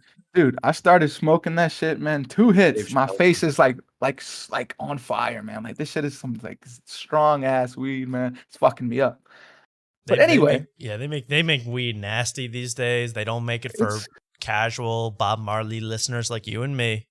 You know, this is for hardcore hopheads, weed addicts, exactly weed addicts, man. and But not for listen, us, our regular tokers. I don't have any reason to be concerned thus far. I think. I agree. I agree. You know, I've been carefully reflecting on the situation. In this downtime, you know, I took a step back. I realized, like, I think everything's cool. Well, I think so too. I'm glad you got a Yo, level head Mecca about it. Rockville. Shout out Rockville. No, Shout out Rockville. It's Shout out crazy, man. Annapolis. I've been on the Rockville Metro station stop multitude of times. Bethesda Metro station stop multitude of times. Now, if you're a real Montgomery County head, you know about the Shady Grove stop. Now, if you know about that one, Oh, I you're know. a I real- know. you're a real Maryland head. I know a little bit about that Shady Grove. Okay. I've Now been. you're a real, I'm now you're yeah. a real. Now you're a real Montgomery County head.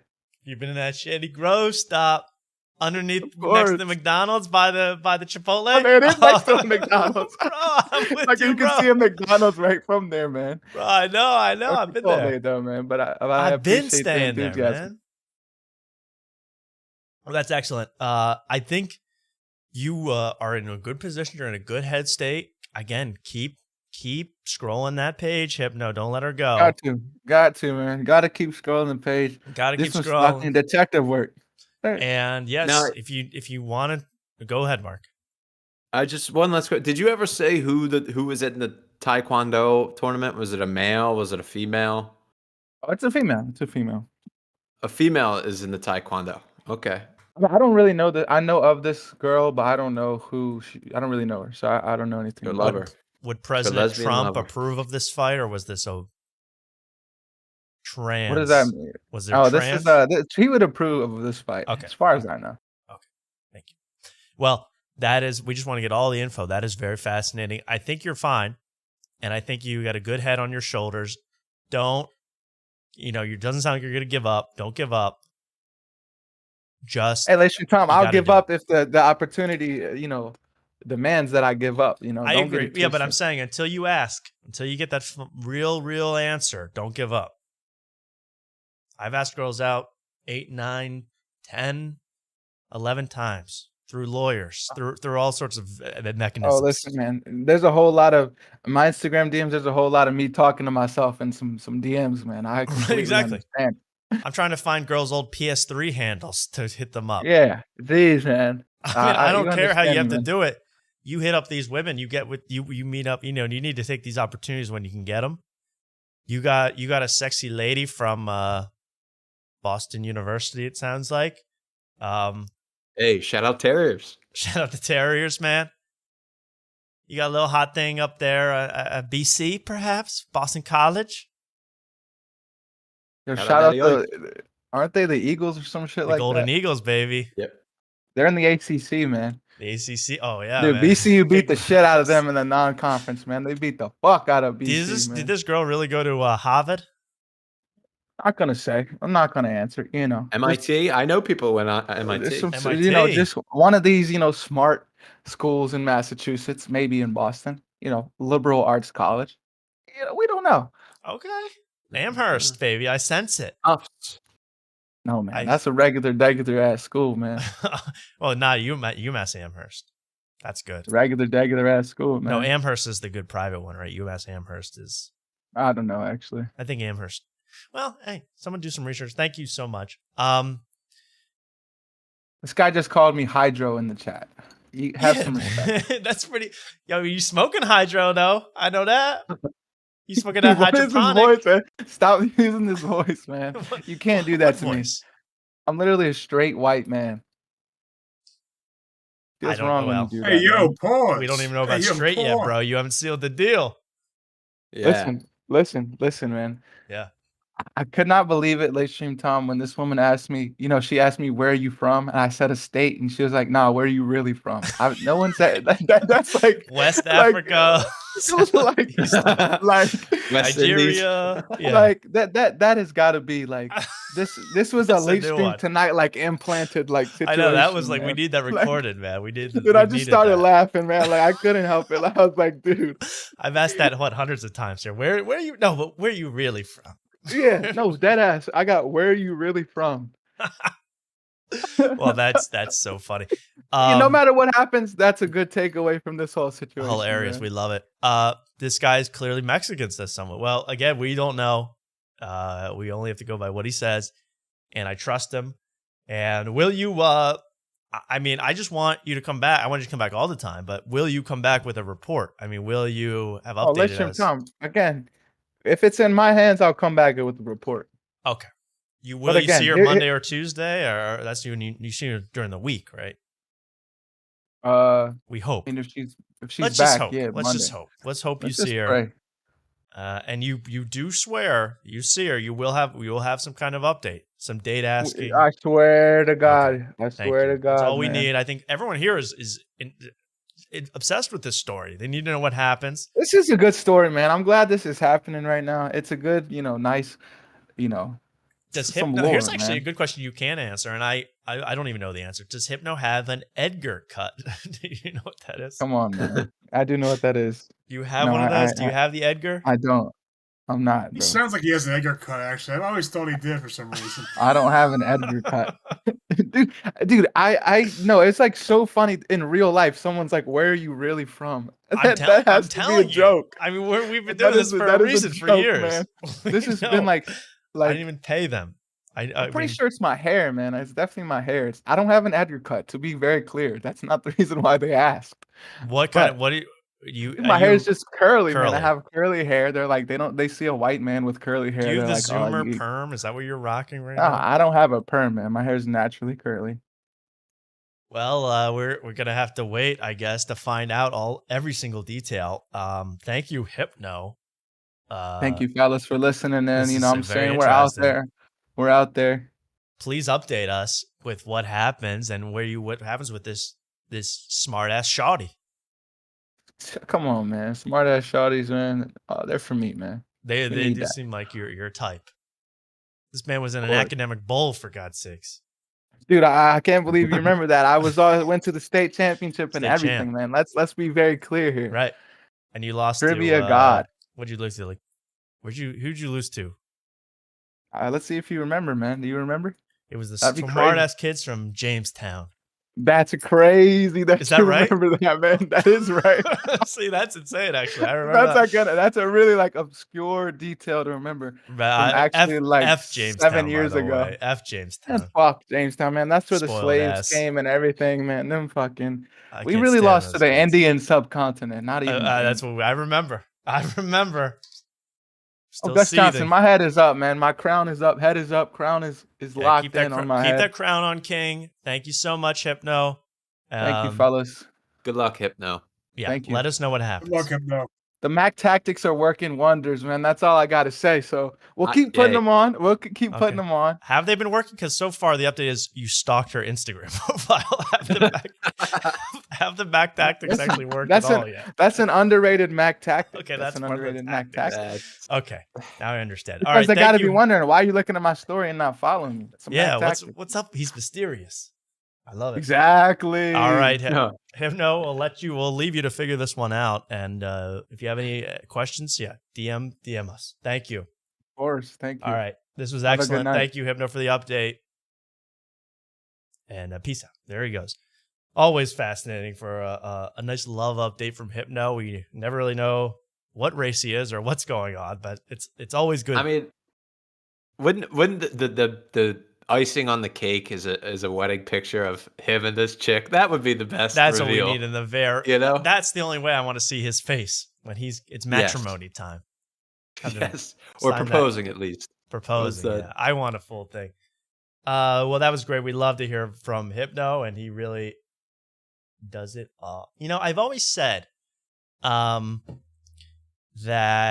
I would never do a sponsor on this show. I would never do anything like that unless I really enjoyed the product. I really believed in the product, and I thought that the audience would benefit from it. No scams, no bad business deals. I really want to make sure that before I would take any deals, I know we're just at 400 subscribers, we're growing. But I always said, I want to be honest, I would only pick a sponsor that I really believe in. So with that being said, if you live in the greater Philadelphia area, I really encourage you to check out Nitrous by Danny. This is a new thing. This is the guy I know, Danny Miterman. And this company was founded. This is an amazing company, Nitrous by Danny, founded in 2023 when Danny realized that they sell nitrous on Amazon and his parents don't check their credit card statements. So ever since then, the company has blown up. I mean, it's been huge. He's been providing the freshest nitrous you can even buy outside of the Wells Fargo Center. He's really been doing great. So hit that number up. Check out Nitrous by Danny Miterman on the ones and twos. Really does sell a good product. So I just thought that would be our first ever little sponsor of the show. Check out Nitrous by Danny. And I should invest with Nitrous by Danny. What's that? I should invest in Nitrous by Danny. He is looking for angel investors for a seed funding operation. He needs to have an account with some of the bigger, he doesn't, he's trying to get with Galaxy Gas. He's trying to get with Cool Whip. Stinky. What is the number? What's that? Is that the business? That's Danny's number. Should we call it? Oh yeah. Call Danny at 484-702-1149. It's outside of business hours, but did you call this, Mark? Your name after the tone. Hi, is this Danny?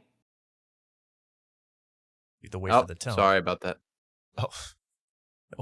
Okay, well, anyway, hit the number up, leave Danny. a message, and he does respond via messages. Check it out.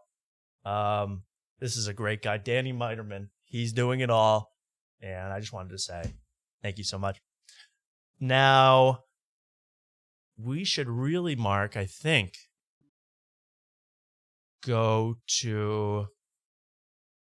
Well, I don't have much to do this, but I did name the show after this because I was been obsessed with Breaking Bread with Tom Papa recently. This is my favorite podcast. This is my favorite. Was that a typo or is this a pun? Yeah, that is a pun actually in the title. Get it? Oh, okay. In cars, I get it. breaking, as in a car break, bread. A little Mark Norman style pun for you guys to figure out there. But the newest episode with Brooklyn and the Bronx. The newest episode of Breaking Bread was great because it had Tim Dillon without sunglasses on. I haven't seen Tim Dillon without sunglasses since 2021. Here he is, dressed like Finn Wolfhard from Stranger Things for some reason. I don't know. As a bizarre shirt. That's a good point.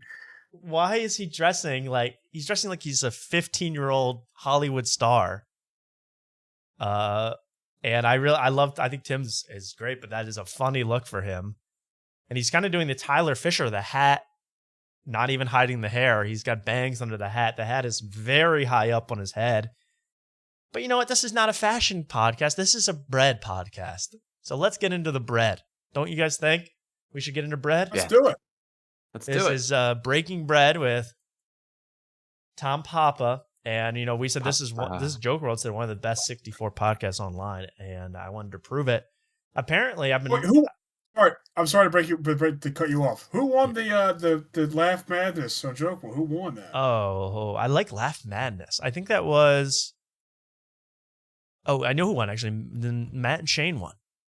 Matt and Shane. I should have known that. Which, I was hoping for Lemaire's Panties in the Mouth or Do-Rag.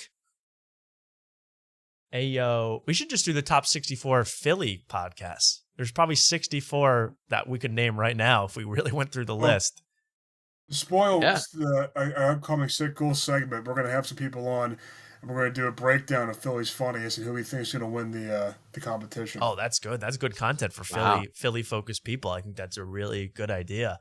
Are you participating, by the way? That's Philly's biggest I amateur am. comedy competition. You're going to be participating. on Philly's Funniest this year. I am. All right. Well, I'm going to make it if I can. Because I like to, I like to vote. I like to have my voice heard, and I like to see Akash sing Akash, the other Akash. Yeah. Hell. Patel. I like to see the greats. I like to see but like guys like Ryan Foster, they don't even try, right? They're too big. Or do they do Philly's Funniest? No, they're in Philly's Funniest sometimes. Oh, really? Yes. Oh, wow. Well, that'll be everyone check out Sick Ghouls for that, because I do want to hear the breakdown. And can you give us a preview? Who do you think is going to win this year's Philly's Funniest before we get to Luke Breaking Bread? Kincaid, baby. Luke Kincaid's going to win Philly's Funniest this year. I'm course. calling it now. Calling him a shot. I'm with you. I think you have a great chance. And yeah, everybody go and support Luke. Do they know the dates or the signups yet? I don't remember any of that. Signups are already underway. Okay. I always have trouble because I always try to look up Philly's Funniest, but it's spelled Funniest, Phunniest. Of course. Not F. So Philly's Funniest, John.com. yes. Check it out. Anyway, I'm so curious to know what's going to happen this year. I will be attending Luke's Day if I can. Also, you know what I'm pissed that I can't go to tonight? I forgot. Jeff freaking Dye is in Philly right now, minutes away from me at Helium. I couldn't make it because of this show. It's one night only. Luke asked me if I wanted to go. I was like, Luke, you should. I wanted to tell you, Luke, go by yourself. I'll pay. I want to see. I didn't want to go, period. But I thought you wanted to go, so I would have went with you. Thank you. I would have definitely, if it was any other day but today, I would have gone. I feel bad for Jeff. I should have invited him to come out on the show live later. But he's right now in Philly, and he actually had an incredible stand-up shot that I just saw. Actually, I wanted to read this one. This one, I really like this one. Why don't you read this one, Mark? Actually, I would like you to read this joke. The guy who helped me at the post office today had tattoos on his face, and I said, "Who are you, Post Office Malone?" He actually wanted to fight me. New rule: only tease men that don't look like they have a knife. There we go. That was, I call this the trifecta, which is what was it? It was a totally made up story. Okay. I don't think this ever happened, Jeff. I'd like to talk to you about this one. I almost don't believe there's people with face tattoos that work at the post office. And if they do, which is possible, I guess, in America in 2025, I don't believe you said Post Office Malone. And I don't believe he got mad and threatened you. But I do love your hybrid crew neck sweater t-shirt look. Whatever that is. With the pocket. Family circus ass joke. So wait, did he? I was concerned that he didn't steal that. That's a Jeff Dye original. I think it's original, but I just think he did steal Bill Maher's famous new rule premise. Bill Maher does. Okay, new rule. If you're a Republican, you're going to be put to death. New rule. He does new rules. Yeah. He literally has a segment called New Rules where the end of the joke is new rule punchline. So he did steal that from Bill Maher. Now, it makes sense because Bill Maher is also a classic 2000s liberal, just like Jeff Dye. Yes, So and this joke actually seems like one Bill Maher would make. This seems like the same exact joke. So maybe it is taken from Bill. This is a crazy joke. Every part of this is crazy. now, Tom. Yeah. You couldn't make the Jeff Dye show in Philly. I'm planning a whole weekend around Jeff being here. Right. So much to the point where I am definitely signing up for Kill Tony the Monday after he's here. Yes. Because Now, Jeff how Dye funny might would be the panelist. Yeah, I mean, I pray. Please ask him how his surgery went, please. He ghosted me on this. I followed up about the surgery. He ghosted me. But yeah, Mark, this is in July. You're going to go see Jeff Dye. Again, it's like 1 week. What, Mark? I don't know if I want to go see him. because then I have to go to the mothership and pay probably. It's at the good amount of mothership. money. Yeah, that's a lot. I'd rather just sign up for Kill Tony and then see him face to face with both of us having a microphone. That would be unbelievable if you saw him in person and we went over the whole saga. But yeah, wouldn't it be funny? I would have gone too. This is the one. It's like the one weekend randomly. I am busy. I cannot go to Austin to observe Jeff Dye in his habitat. We still don't know his operation. Yeah, Mark. I'm planning like a whole weekend, or like because next weekend I'm supposed to be back home right after that. So I maybe back home, then come out back here for Jeff Dye, and then back home. Just for all Jeff. For this guy. Just for Jeff. I love it, man. I thought he went blind. We don't know what his surgery is. We have no idea. Wouldn't it be great if I got on Kill Tony and then in the middle of my joke I mixed in this one and it bombed? That would be so cool if you just did his stand-up shots and they all bombed and then was revealed you were just doing his jokes. That would be horrible. But then it's your delivery. He would blame the delivery. And you would you would have no comeback for that. You'd be like, well, I just have to be a good-looking guy to be good at stand-up. I guess I have to be sexy and have a stylist, huh? Huh? And then you run at him. And I got another trick up my sleeve for that too. So not for when he runs at me, but I'll keep you posted. Well, let's reveal. We'll figure out what happens with that.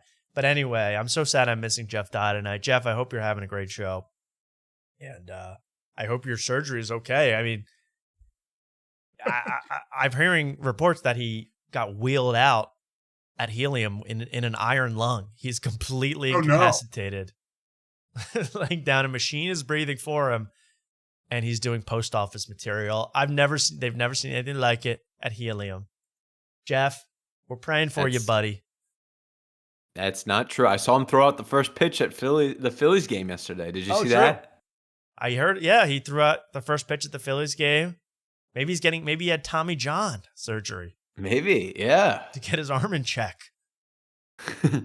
He had Dr. Mark Andrews work on him. Jeff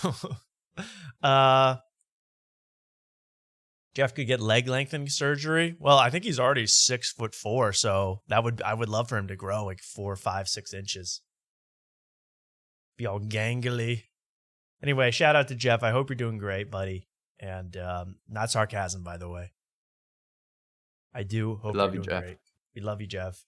Now back to breaking my bread with Tom Poplar. And apparently, from what I could tell, every episode, Tom Papa, nicest guy in the world, bakes you a loaf of bread if you're a guest. I would love that as a gift. I didn't have time. I got Luke and Otis cigarettes. But I was thinking of making bread or something like that. But instead, this is Tom Papa's lane. I guess I shouldn't steal it. Here he is. And apparently no one ever eats the bread on this show.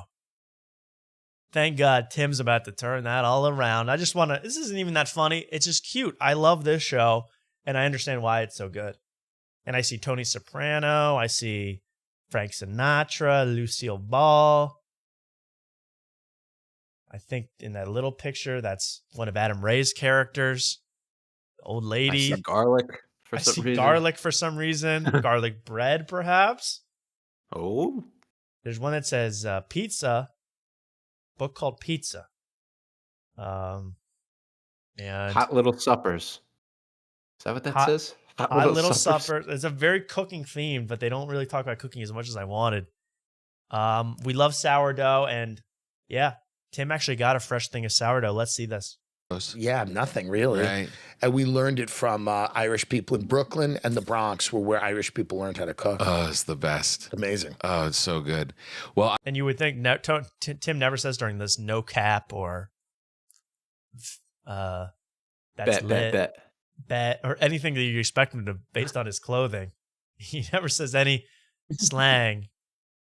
I want him to show up to just everything. He really is just like a 15-year-old Hollywood star. I think that's awesome. I made this for you, and you can bring it to your hotel. You can rip it apart. You can do whatever you want. And this is sourdough. This is sourdough, but it's not gonna be very sour. It's so explain to more me, earthy. Explain to me what this is. A variation of sourdough, like it's a whole grain loaf. Okay, so it's got. I'm sorry to keep this going. This is honestly like the most interesting podcasting I've heard in weeks. I've listened to all these shows. This is the first time I'm like, oh, really? I'm actually interested in the sourdough talk. What's earthy? When is it too sour? When is it too earthy? We're about to watch Stiff Socks with Bonnie Blue. You're gonna vomit. This is a nice, calm, dough-based show. Got a little white flour and then mostly wheat flour. Okay. And can I try it now? You can. Can I? Okay. Sure. I don't like how Tim picked up that knife. Do you want olive oil? Yeah. I'd love some. I didn't know if this was like a self-control thing where they put the bread in front of you and they go, well, we'll talk about it for an hour. Wow. You saw crumbs go everywhere? Did you see Tim that? really sawing into that sucker right away. Special's great, by the way. Thank you. I Did watched they it send last it? night. Yes, I got Good. it. I got a preview. Good. He's really. And I think this is amazing, by the way, for people that are that are seeing this. Tim actually did great here. They really broke down this bread from beginning to end. I really love this stuff. I don't even really have like, haha, look at them. It's more like delicious bread on a show. That's better than Bonnie Blue. Yeah, now I'm hungry. What the hell? I actually really like this idea. Living on the street now because of the tariffs. Okay, next Tuesday, guys, I'm bringing in some homemade food. We're doing a breaking bread. I'm baking bread. I'm doing something. We're making food. Maybe I'll get an easy big oven, but we're making food live on the show. Oh, wow. And guess what, Tom? What? Lent's over next Tuesday. I could eat whatever. You swore off fast food. What about fast dough? Because we're gonna be filling you full of dough. Well, all sorts of carbs, baby. It does feel like kind of a luxury thing to do. So I love this. These guys, Hitler in the middle? I think that is Adolf Hitler. Yes. It's kind of an Easter egg. He didn't bake bread though. That's true. That would be an epic breaking bread. We had that with Adolf. Tom Papa. Adolf Hitler isn't fazed by Poland recapture. He talks friendship with Stalin on this week's Breaking Bread. Let's look up, I can't believe this, but Ted is giving us another scoop here with Jeff Dye. Is this in his newest stories, Ted, or where did you find this? Jeff Dye, this is according to Ted. I don't know where this is. I want the link. Yes, absolutely, Ted. Ted says here in the Twitch chat, Jeff Dye posted an Instagram video where he makes the snip motion, alluding to a vasectomy. So Jeff Dye, wow, is eliminating his genes from the gene pool. Let's find out here on After Tonight Live. Breaking news: Jeff Dye. I watched this, but I think I turned it off. And neutered. What up? I'm in bed. Had a little operation done, and oh my god! I say either a vasectomy or they cut the whole dang thing off. He's trans. He might have transed it up. Didn't he get drafted in the WNBA last night? Is that Jessica right? Dye? I don't know. Oh, Jessica Dye. See, that was a deep cut, Mark. I didn't know any. I don't know. I only know about Paige Buchers. Oh no! It wasn't a cut. I was just changing his first name to a woman's name. Yeah, I wasn't. I missed that joke. That was a good one. I bombed it. Now I'm in bed with my harmless coconut water. So we could have seen Jeff Dye drugged up at helium, fresh off a penis cut. Luke. We missed it. Oh, it's always next year. He might get another surgery or something. I'm not sure. He might get it unsnipped. We don't know. I kind of feel like, there's women in my life who I could see, settling down with Jeff, but I guess not now. I'm watching Netflix. I got this new baseball show on Netflix called The Clubhouse. I don't know anything about it yet, but basically they follow the Boston Red Sox around, and we get to. This is fascinating. This is good. Thank you, Jeff. Thanks, Jeff. Thank you, Jeff. We don't care, Jeff. We just want sperm talk. I can't believe great it. on Stiff Socks. Yeah, this does belong in Stiff Socks. In fact, let's get to Stiff Socks right now. This is really, I have something to show, but you would have to watch it for yourself. It is disturbing. It is horrible. It is downright ghoulish. No offense. I'm taken. It's Just like Stiff how you have Socks sex with normally. Bonnie Blue. That's right. The porn star who slept with 1,000 men in one day. Spring breaking. She's doing it all. She's finally sunk to her lowest yet. And she appeared on the Stiff Socks podcast to talk with Michael and Trevor Wallace about what's going on. And why don't we just start with the beginning? Really, the grossest part, I think, was the beginning. You guys excited? It's Stiff Socks. Very. I'm nervous. Here we go. I'm sick with excitement. And I'm going to only point out that after watching this, Bonnie Blue, she's not a very nice lady. She's nasty. She's a little mean to these two. We know she's nasty, Tom. Come on. She's nasty, but I didn't think she was nasty. I thought she had a heart of gold. She was the sex worker with a heart of gold. I don't know if that's true after watching this. Let's see. Involved. All right, guys. This has been so much fun. We got Bonnie Blue coming in.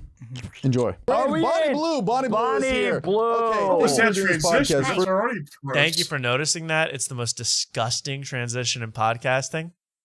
Ready? It's a white splooge with a squelching noise. Enjoy. Oh, that is disgusting. Again, both of these guys, I think the average age between them is 40 years old. You know, this is not the PG Boys podcast or not so PG Boys. This is real guy stuff. And here's Bonnie Blue. Bonnie Blue is here. Okay, thank you for doing this podcast. Thanks. First and foremost, highly. Oh, what I should point out, I'm so sorry. I want you guys, every guy here is waiting for Bonnie to talk. But here's something gross I figured out. So this was Stiff Socks 1 year ago, almost a year exactly, a podcast episode they did, just a screenshot. Take a look at their Stiff Socks branded rug, right? Pretty nice, right, Mark? Yeah, I know where you're going with nice and blue and spiffy. Just 1 year of podcasting later with the Stiff Socks boys, I don't know what they've been doing on this carpet. It is a faded out, trampled, stained, probably moist carpet. I find that so disgusting. You gotta wash that thing. That is sick. Oh, it's made out of Stiff Socks at that point. I think it's so. It has become totally stiffened. I mean, we all know where. Do you guys even know where Michael Blaustein, when he's working on himself, where he finishes? Does anyone know this story? Because Michael, I feel like you told it before. Michael Blaustein, this is the guy on the right here.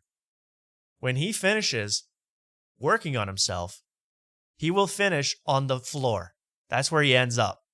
No, nothing to catch it, no toilet, no Kleenex. He does it directly onto the floor. That's a running theme on this show. He does it in Airbnbs. He does it in hotels. I swear to God, he's a disgusting human being. And he's a pig. Isn't that pig? That's like if I had a friend that was doing that, you'd have to confront them. You can't have this keep happening. That is horrible. Even a dog would go into a corner to do it. He's doing it in the middle of a floor. I mean, there is nothing okay about that. Anyway, I think some of it got on the carpet. That was the whole thing. Now we go to the rest of the show. Let's see what Bonnie Blue has to say, Mark. These people are vile. They're barbarians. It's pretty sick. Requested. But real quick, about 4 minutes ago out there, you said the word peckish. And what does peckish mean? Peckish means like I'm a little bit hungry. I fancy a snack. Peckish. So is peckish? I am like hungry, but or is peckish like I just need a little something? Okay, but what was the context you said peckish in? Both these guys should know what peckish means, but that's besides the point. Okay. So I said it on set when I was in Miami not too long ago. He was like, "Oh, you're okay to give rim jobs," and I joked saying, "Yes, I'm feeling a bit peckish," but obviously joking. Like, obviously, I'm not going to be nibbling on his shit. Yeah. And this is really the worst show I've. This is like horrible. This is what it goes on for the next 40 minutes with. It's all this. It's all rims. It's all jobs. It's all. She does something so filthy. You want to hear? Here's the best part because. She did that thing with 1,000 dudes, and which was insane. I want to get the transcript here so I can find. There's only 11 results for condom, by the way. There should be more, right? Yeah. Here we go. So she's talking about how she had a standard thing in pornography, a fluffer on set for the 1,000 men. Now, Luke, you know what a fluffer is. My mother was a fluffer, so it's in the business. There's a lot of hardworking fluffers out there that don't get the recognition they deserve. Single, with children fluffers. And here she goes telling the story about what was it like in the room. This is where I found the most vile. She's playing volleyball? no, she didn't actually. But to be fair, the floor became very soft towards the end of the day because there was that much cum built up on it, that many condoms and wrappers. It was sort of like a nice spongy effect. Wow. They did this. I think they did this in a hotel room with carpeting. That's the worst part. Not even wood floors. Oh, poor maids. That's the worst. I mean, it's like walking into the Everglades. It's a boggy marsh, man. It's just a scary scene. It sounds like it's just, and it sounds like, it's like a littered, boggy marsh. There's just condom wrappers and just all this vile stuff. It is disgusting. And these two, they're treating it like a business meeting with Bonnie Blue. They're like, and how many people on your team? Oh, so interesting. Really, 10. She was kneeing on common condoms. So this is the other thing. When people was coming into the room, they knew they didn't have long with me. So they'd, have a bit of a fast walk. They'd be slipping over. Like people would be, well, could you imagine if this floor was filled with condoms, cum, spit, wrappers, lubes? I got news for you, Bonnie. It basically is. This is a disgusting habitat these two live in. They're going on the floor. That is sick, isn't it? I wish I could wrap this up with a giant punchline, but it made me ill to watch this. This is so far gone. He can't even make jokes about it. I mean, it's like the Michael Blasting. They're so funny. They're just like, and you pay. They're like, and you pay the fluffer after or before, or what? Did she get a portion of the proceeds? They're really diving into the business model of it. Are you what? Not everything has to be a marketing synergy ploy with you guys. I mean, just say this is a freak show. This is crazy. They're crazy. It was like an ice ring. This is like an episode of Wipeout. This is like everyone was slipping over, like it was. It was running over entertaining hard. to watch. Yeah, I did pictures like a cartoon, so like. Whoop, whoop, whoop, whoop, whoop. Well, I'm excited for the blooper reel from that, but this is really, really sick, isn't it? That was sick. Yeah. And these two totally normally. Did they explain why they're both wearing white t-shirts? I couldn't tell you. No, there's no reason behind any. No. Okay. That is just what they just dress maximum cool, and sometimes it ends up like this. Yeah. This is like the Oklahoma City Thunder commercial where they're all wearing the same outfit. They're all wearing the same thing, and they're on the red carpet. Yeah.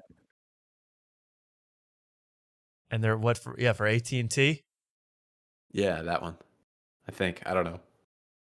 Yeah, well, congratulations to the NBA. We made it to the play-in tournament. I'm so excited to see what happens. Yeah, let's start tonight. I guess so. I mean, what a horrible. I mean, like the teams in the East are like 20 games under 500 each. It's the dumbest thing I've ever seen. In fact, someone I know that we know, I think this is it, was just freaking at an NBA game with the Heat, who are in the play-in. This is my bro. I just want to show a little clip of this. Forgiato Blow, who has so many great hits. He did Target is Targeting Our Kids. He did the Bud Light protest song. He's everywhere. And he does what I love, which is he posts about 12 times a day, and every single post is just a caption over him doing something random, none related. And this one is pretty good. It's I may lose. This guy is called Donald's Nephew 47, and he says, I may lose followers on this, but in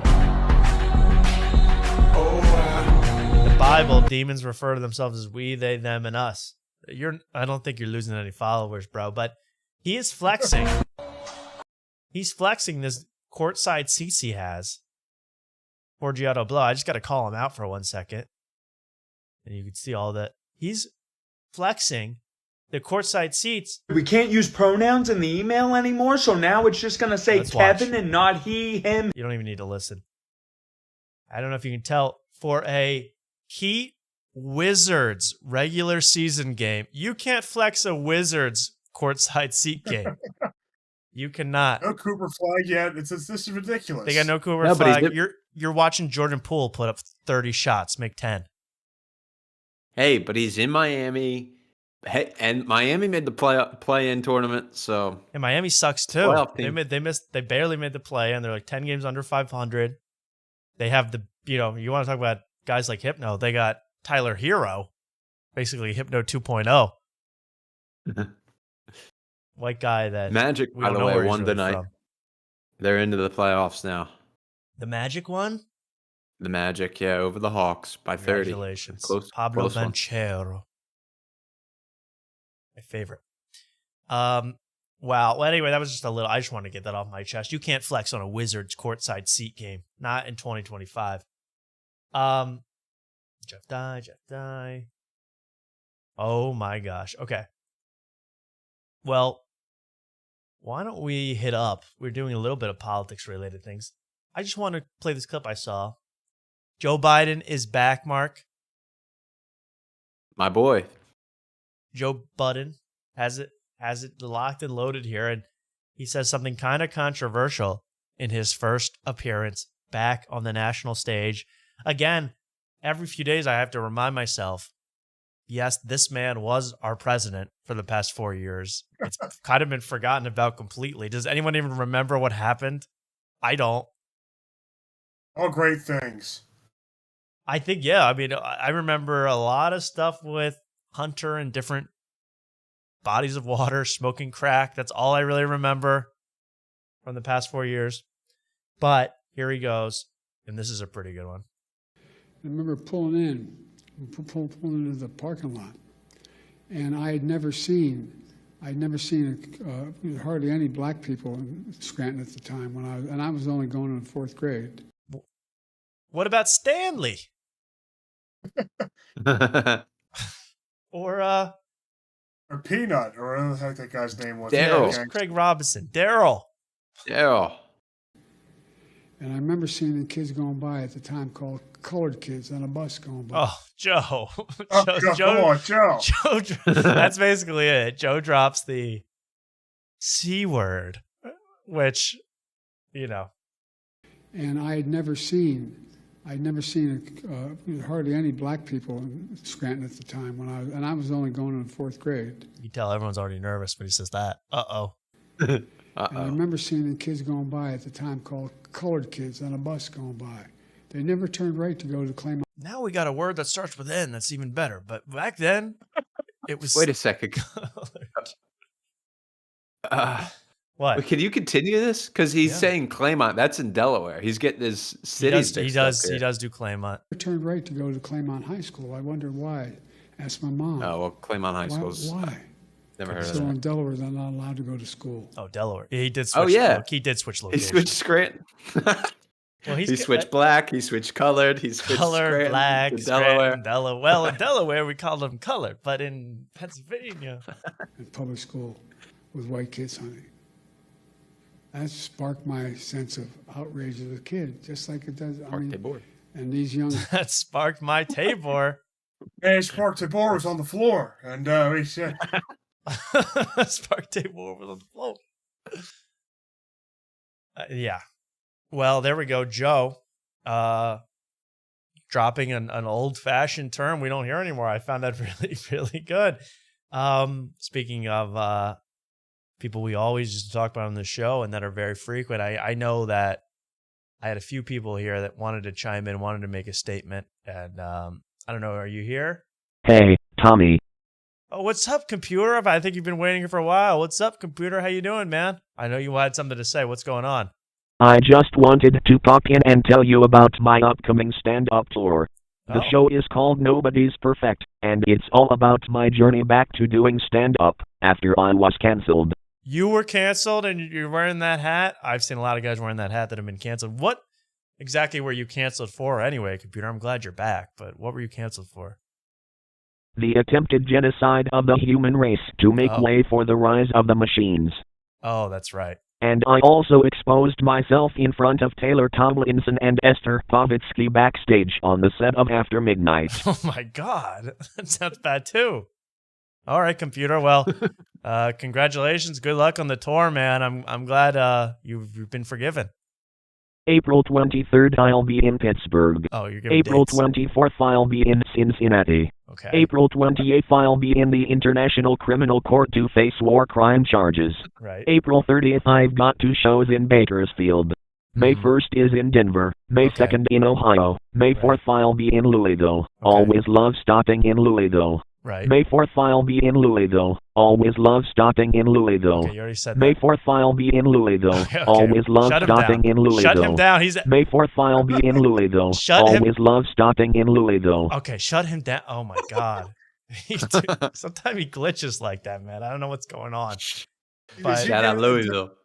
Does he get a different raffles card in every city he performs like Jeff Dye with baseball caps? yeah, he does. He wears the fedora sometimes if he's in a classy mood. We never know. But thanks for doing your plugs, computer. We always let people do plugs on this show, so thank you so much. The new computer is gay. What? He's on. What are you talking about? The new computer is. It's back. And I see it, and I hate it, and I hate it, and I hate it. Uncancelable. You know what, David Lucas? Uncancelable. David Lucas on the stage, and he's really going out. Uncancelable. Like, yeah, that I like Danny Brown, and he of course did that. Uncancelable. But I don't like when the rapper like lazily just says what's he thinks happening in the thing. So when David Lucas is like, David Lucas here tonight, and you're gonna see it, right? Uncancelable. Uncancelable. David Lucas on the stage, and he's really getting paid. Uncancelable. It's like, yeah, he's okay. Yeah, it's David Lucas special. Anyway, we're the only people still. That's a bop. Yeah. That is a bop. We love that. Now, why don't we do? I normally don't like when people do this, but this was a funny one. Confused comments, and I say this is kind of tying this in with AI, because I want to show how, I say that basically AI, the point of AI as far as AI chat bots, chat GPT, now we have Grok, old-fashioned term, Grok. We have Grok now, we have all these AI bots, and I think they're really used for them in the end is going to be for lazy people to get the wrong answer as fast as possible. That's my opinion of AI. What I see people using it day to day. That's the most what people use AI for.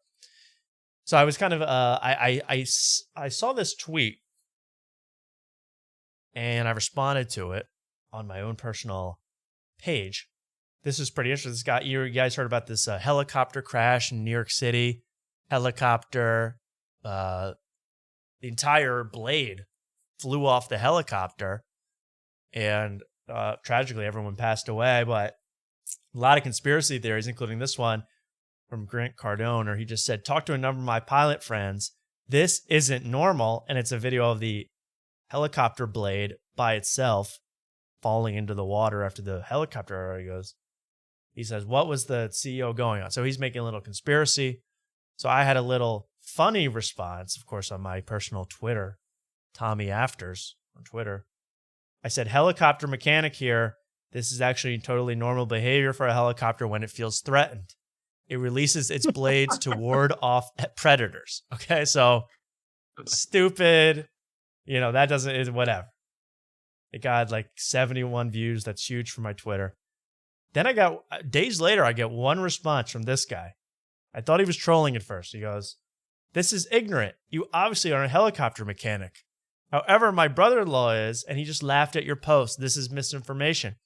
Helicopters do not release its blade to ward off predators. This stinks of a professional hit job. Not normal." Okay, so this guy, to confirm his genius, though, and this is what I mean, went to, where is it? I have it right here, right?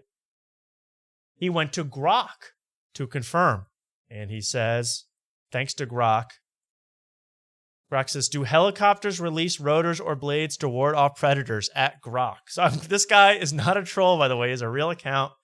And then Grok confirms that's not how helicopters work. I thought that was pretty funny. He's asking Grok. Oh, it's good. It's good to see AI go to good use. Yeah, this is what I mean. Everyone says that, you know, this was used to this used enough water to feed a village for a week in Africa. Oh, this whole response. And then I think I did respond. I said, "Are you seriously going to trust AI over a heli mechanic? Whoops. With over 20 years of experience. Heli equals helicopter in my industry, FYI." Okay. And I haven't seen this. Did he respond? Oh, he did. Yeah, so this person is insane. I'm not going to up there clearly think he said, "And I just took a screenshot of your post and sent it to him to get his professional opinion. And he says you're spreading misinformation and that you're a liar. Good riddance. You're pathetic." So. Oh, no. Helicopters. Really, I'm actually am scared of helicopters. I don't know if they're alive or what, but I would not want to. I will not be riding in a helicopter anytime soon. Ask that guy what he thinks of Breaking Bread with Tom Papa. I want to see his Grok response to that. Okay, I'll ask him what he. I'll just say, have you seen the newest ep? Have you seen the newest ep of I can't type and talk at the same time, of Breaking Bread with Tom Papa?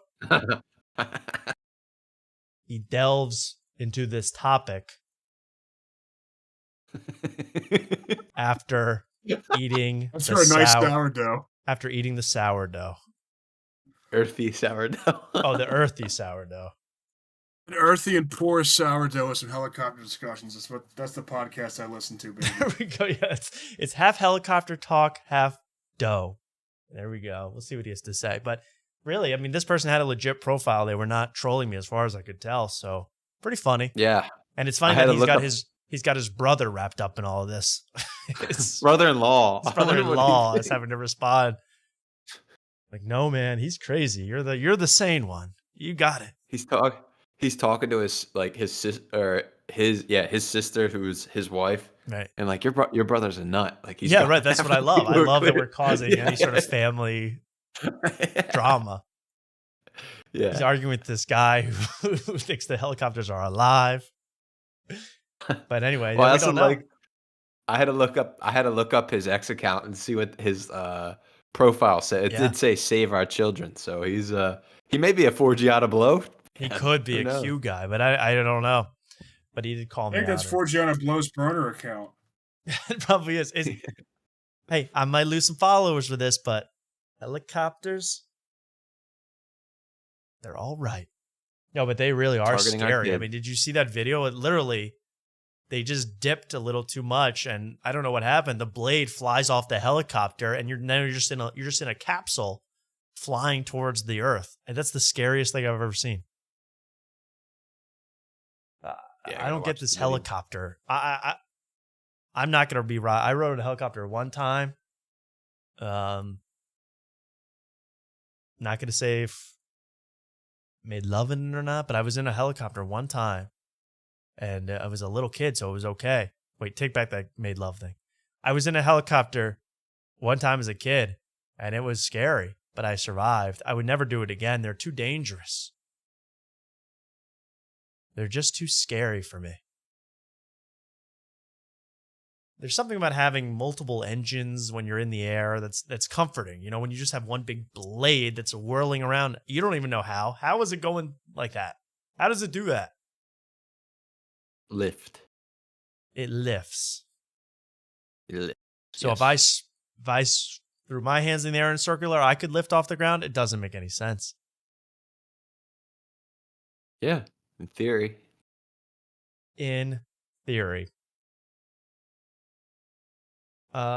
Otherwise, we have, oh my gosh, we should show this. We should show this. What does Grok have to say about Q? I don't know. Let's put Grok in mischievous mode so it can tell us in a badass way what's going on. That might be the most lame part about AI, when it's like, you can put it in sassy mode and it can talk to you like Miss Pat. You know, like, oh great. Now I always wanted AI. You know, these people that want to have whole conversation with AI and then talk to it like it's your sassy black friend. Crazy. Do you guys, Mark, do you use AI? Luke, AI? I'm trying my best not to use it. I don't have any apps or anything like that. Now, like the Google searches and stuff bring up AI results Automatically, yeah. Yeah, which they didn't help me today. I'll tell you that. And then there's the AI friend on Snapchat, which I like to use occasionally. What do you ask? What do you talk to them about? I pretend like they're my friend, and I have little conversations, and I always say please and thank you, and like use manners, and they always go right back to me. Now, and what do you like? What do you like? Seriously, is this? I don't know what you're being serious about. What do you converse with them about? Sure. Like what? I mean, it's been a while since I used it. This is scary to me that you're having conversations. But, yeah, my AI right at the top. Yeah, I've seen that. But what are you saying to this thing? You can say whatever. Like if I'm in a situation with a girl, like Hypno doesn't even have to come on the show. He just talks with my AI app. Right. Yeah. So what did you ask? I'll just give you one example. I'm so curious. Like how should I respond to this text? Oh, really? Like you ask? Yeah. I mean, I don't use it, but it's like how do like especially like if you're like high or drunk. Right. That's probably actually you're just like smart. I can't even really think right now. I can't think logically. What is? Yeah. Really? Okay. Well, that's interesting. I never really thought of doing that, but that makes sense. Have you used any of their texts? It's been a while since, but no. I always change it because it's obviously like. Yeah, that's what I mean. When people use the AI lingo, it's like obviously AI. Let's test it. Let's put a scenario in here. Yeah. How should I respond to this text? And Wait, then no, don't say that. Say, using Mac Tactics, how should I respond to this text? Yeah, exactly. How should I respond to? Yeah. My friend just It's going to say, I'm unfamiliar with Mac Tactics, but I'll try it. My friend just got a vasectomy. I'm wondering how I can cheer him up. Okay. Something like that. I don't know. This AI whole thing is wacky to me, and I think people will be doing what Mark's doing, having full out. Their entire life will be guided by this thing, which the whole point of it is just to keep you using it. You know, that's what AI likes. AI likes when you keep using it, so it's going to tell you what you want to hear in the end. I really think this AI is a danger to the human species. I think Elon is dangerous, and Grok should be shot into the sun. I really don't like the name Grok. That's really all I have to say. Mark, what did you find out? So I'm typing in using Mac Tactics. How do I respond to this text? And in quotes, it says, "Ayo, come over. I want to S your D." We'll see how it responds. You want to S their D? Yo, Mark. Oh wow. So my AI, no. I put it in quotes, so it's like I got this text. And you got the S the D text. Yes. Oh, I was so confused. Okay, good. But AI is pretty smart. It says, "Hey, I think it's best to keep things respectful. How about we chat about something else?" No, I'm trying to get my SD here or whatever. Yeah. I mean, no respect. I'll say, "Okay, how was your day?" But do you actually ever this is a gag? But do you ever say like, "How was your day?" just normally to this thing? No. I mean, as a gag sometimes. As a if I'm gag, bored. Okay. I'm just worried you're doing this seriously. Like, No, hey, no. It's been years since I used this. I just had a great This is the only sandwich. AI. How was your day? Because he says my day's going great. Thanks for asking. Just hanging out, ready to chat. How about you? How's your day been? Right. I saw one where it was like I saw one where I don't know what I don't know how to talk to the robot. I only have one robot friend. I'm gonna say I'm on After Tonight right now. Can you subscribe? Help our numbers. I think that I saw one where it was this woman. She's like, I use Chat GPT for everything, and everyone was hating on her on Twitter. And then she responded. She's like, Chat GPT, she just roasted y'all. And then she was like, she posted in like, hey, Chat GPT, they're making fun of our relationship. And then she programmed the Chat GPT to talk to her like Medea. It was like absurd. She was like, honey, you know they're just jealous. It's like that. It's like people are really going about their lives like this. It's insane. Well, you get an immediate response. That feels nice. Because I said, I'm on After Tonight right now. Tune in. Nice. I hope you're enjoying it. What's happening on After Tonight right now? I said, Tom's talking. Cool. What's he talking about? Anything interesting? And I put you, LOL. Haha, nice. What's he saying about me? He's afraid of you. LOL. Wow. Why is he afraid of me? I promise I'm not that scary. So there you go. I hate this. I hate this. So I hate AI. But Luke, you should have my AI on Sick Ghouls. Come on. They're so personable. That'll be the 100th episode. Aha. Hey, this is a great video. Okay, so one of our most recent... an Island Boy? Well, this is an Island Boy. Let's do the Island Boy first. Island Boy in an official sanctioned MMA event. Yes, that's right. They've gone to full-on celebrity boxing. You know, one just got arrested, one just got charged with something. And watch this. An Island Boy is going to get embarrassed in the ring. Oh my God. This is a fun event. I'm glad I came. And I'm not going to lie. Guy on the left is the Island Boy, if you can't tell. He's tons of tattoos. Oh my God. With a nice combo. That's we need Herb beat in here. No, that was the right stop. That's the end of the fight. Island Boy down. I realize you lost some money, but that was a good stop. Down goes Island Boy. Down goes Island Boy. And here, did he cut his hair for this? Yeah, they did. They got rid of those stupid giant cones and whatever they've been working with. Down 10. Which is a shame. Watch this. Boom. Boom. I don't think fighting's going to work out for him. Oh. I think you're going to have to kiss one of them for 10 grand to get your money back. So they even reference, they're like, hey, better go back to kissing your own brother. That's a low blow. Ooh, is that Dana White? Dana White is commentating this for some reason. He went from the inauguration right behind Donald Trump to commentating the Island Boy fight. And I think the Island Boys are going to have to kiss each other. Now that's a low blow, man. Okay, so they kissed each other for gay pay-for-play content on OnlyFans. Is that a crime? Ask AI. Is that a crime? Is that so wrong? And they pretended to S each other's D's with popsicles. Should they be shamed? Let he who has not done that with his brother cast the first stone, Luke. I agree. And me and my brother haven't done that, I guess, because we're not that close, I guess. Yeah, right. But, yeah, exactly. You probably never even hung in a pool.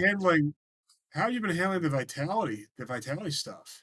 Oh my gosh, our once hero of the stream has given us hours and hours of endless content. Vitali is totally being imprisoned right now in the Philippines. Mark, what did you find out about kissing your brother? I said, what's wrong with the Island Boys kissing? And he said, I mean, everyone has their own vibe, right? As long as they're cool with it, who are we to judge? What do you think? Preach. Yeah, I'm into gay incest, sure. Yeah. This is how you're really going to personalize this chat bot. I love it. Hey, sister, they're just mad because they ain't kissed their brother yet. Oh, child. Woo! It's amazing. Yeah, I actually feel bad. Vitali is totally detained under arrest in the Philippines, hoping I think that he was just going to get deported, not be allowed to ever come back, exiled out of the Philippines.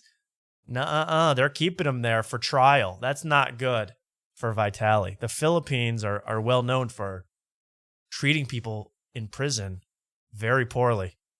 So I'm a little worried about Vitali.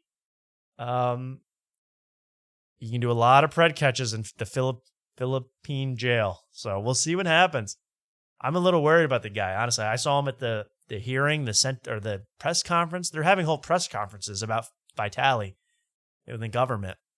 And he is kind of standing there in big graphic tees laughing like everything's cool. I don't know. I'd be scared as hell if I was in that situation. I don't know how Vitali thinks he's going to get out of this one. He pretended he threatened to rob someone in the Philippines as a joke, but he's a 6'5" dude, like yelling at 5'3" Filipino women.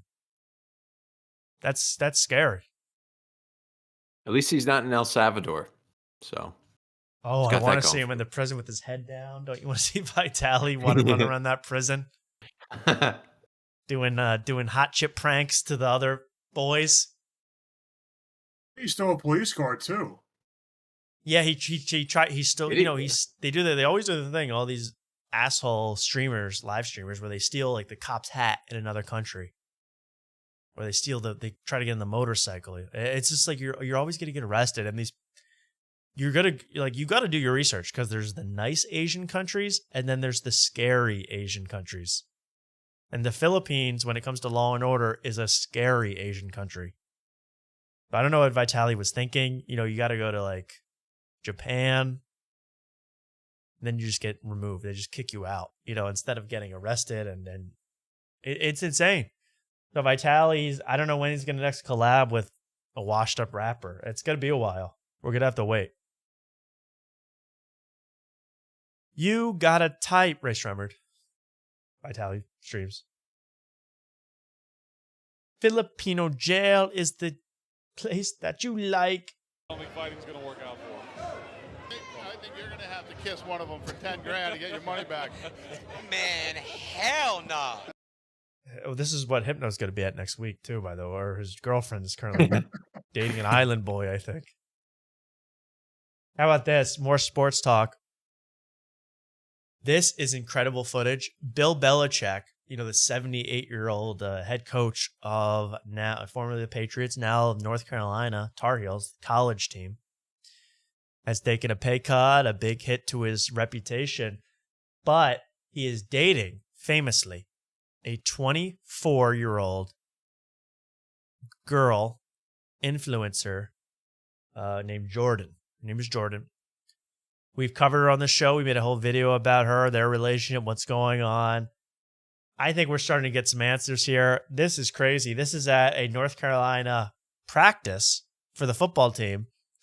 Here is Jordan running this camp like it's the damn Navy.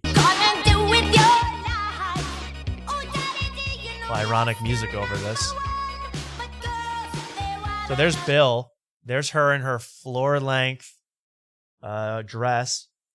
She's helping him with the equipment. She's doing stuff on the field. She's truly inserting herself into this football team. This is crazy. That's insane. If you don't know, this is, you don't see Andy Reid's wife on the practice field. This is highly unusual during a real practice. And she's wearing high heels. It's crazy. You can see her really talking to him. She's running this damn practice, man. I'm telling you. She have a whistle? She does have She has communication equipment she's giving people. She's running this damn thing.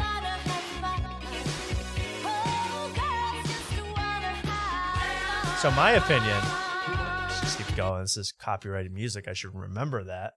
But she is just running this whole practice, man.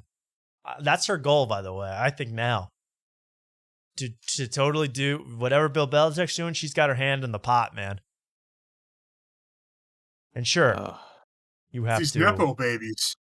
This is a This is Nepo a sugar baby. Nepo sugar baby. Exactly, Luke. And this is a really overstepping of the bounds. And I think There's going to be some drama with her and the players. You know, this is all going to be a mess. This is going to be a giant mess. I can predict it now.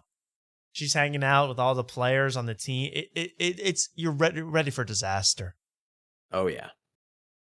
Do you think Bill picked North Carolina because baby blue is her favorite color?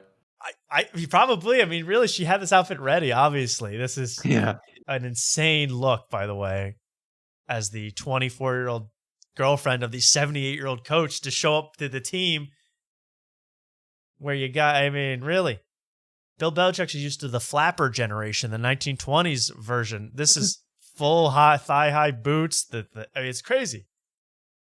Girls, they wanna. This whole thing made me like that song though. Wow. Yeah, she doesn't look like she's having fun. Looks like she's in business mode. I know. That's what I'm a little worried about for this team and for Bill. I would bet the under on UNC wins this year because this is going to be a train wreck. She wants to help run the team. She might be on the field during games. I can see it now. I can see her running that damn offense. He banned Brady's trainer like 10 years ago. He wouldn't have her. Right, he's letting this happen, but he's upset about Brady's insane trainer. You make a good point. I don't know what's going to happen. I'm nervous for Bill and for this whole situation to blow up. I mean, they're not supposed to be that good, but it's not a good situation on the football field. Women in football, they don't mix unless you're in the lingerie league. Luke, Mark? Speaking of things blowing up, did you see about that Pat McAfee ruined that girl's life or something? Did you see that? Yeah, the Mary Kate story. Yeah, and I didn't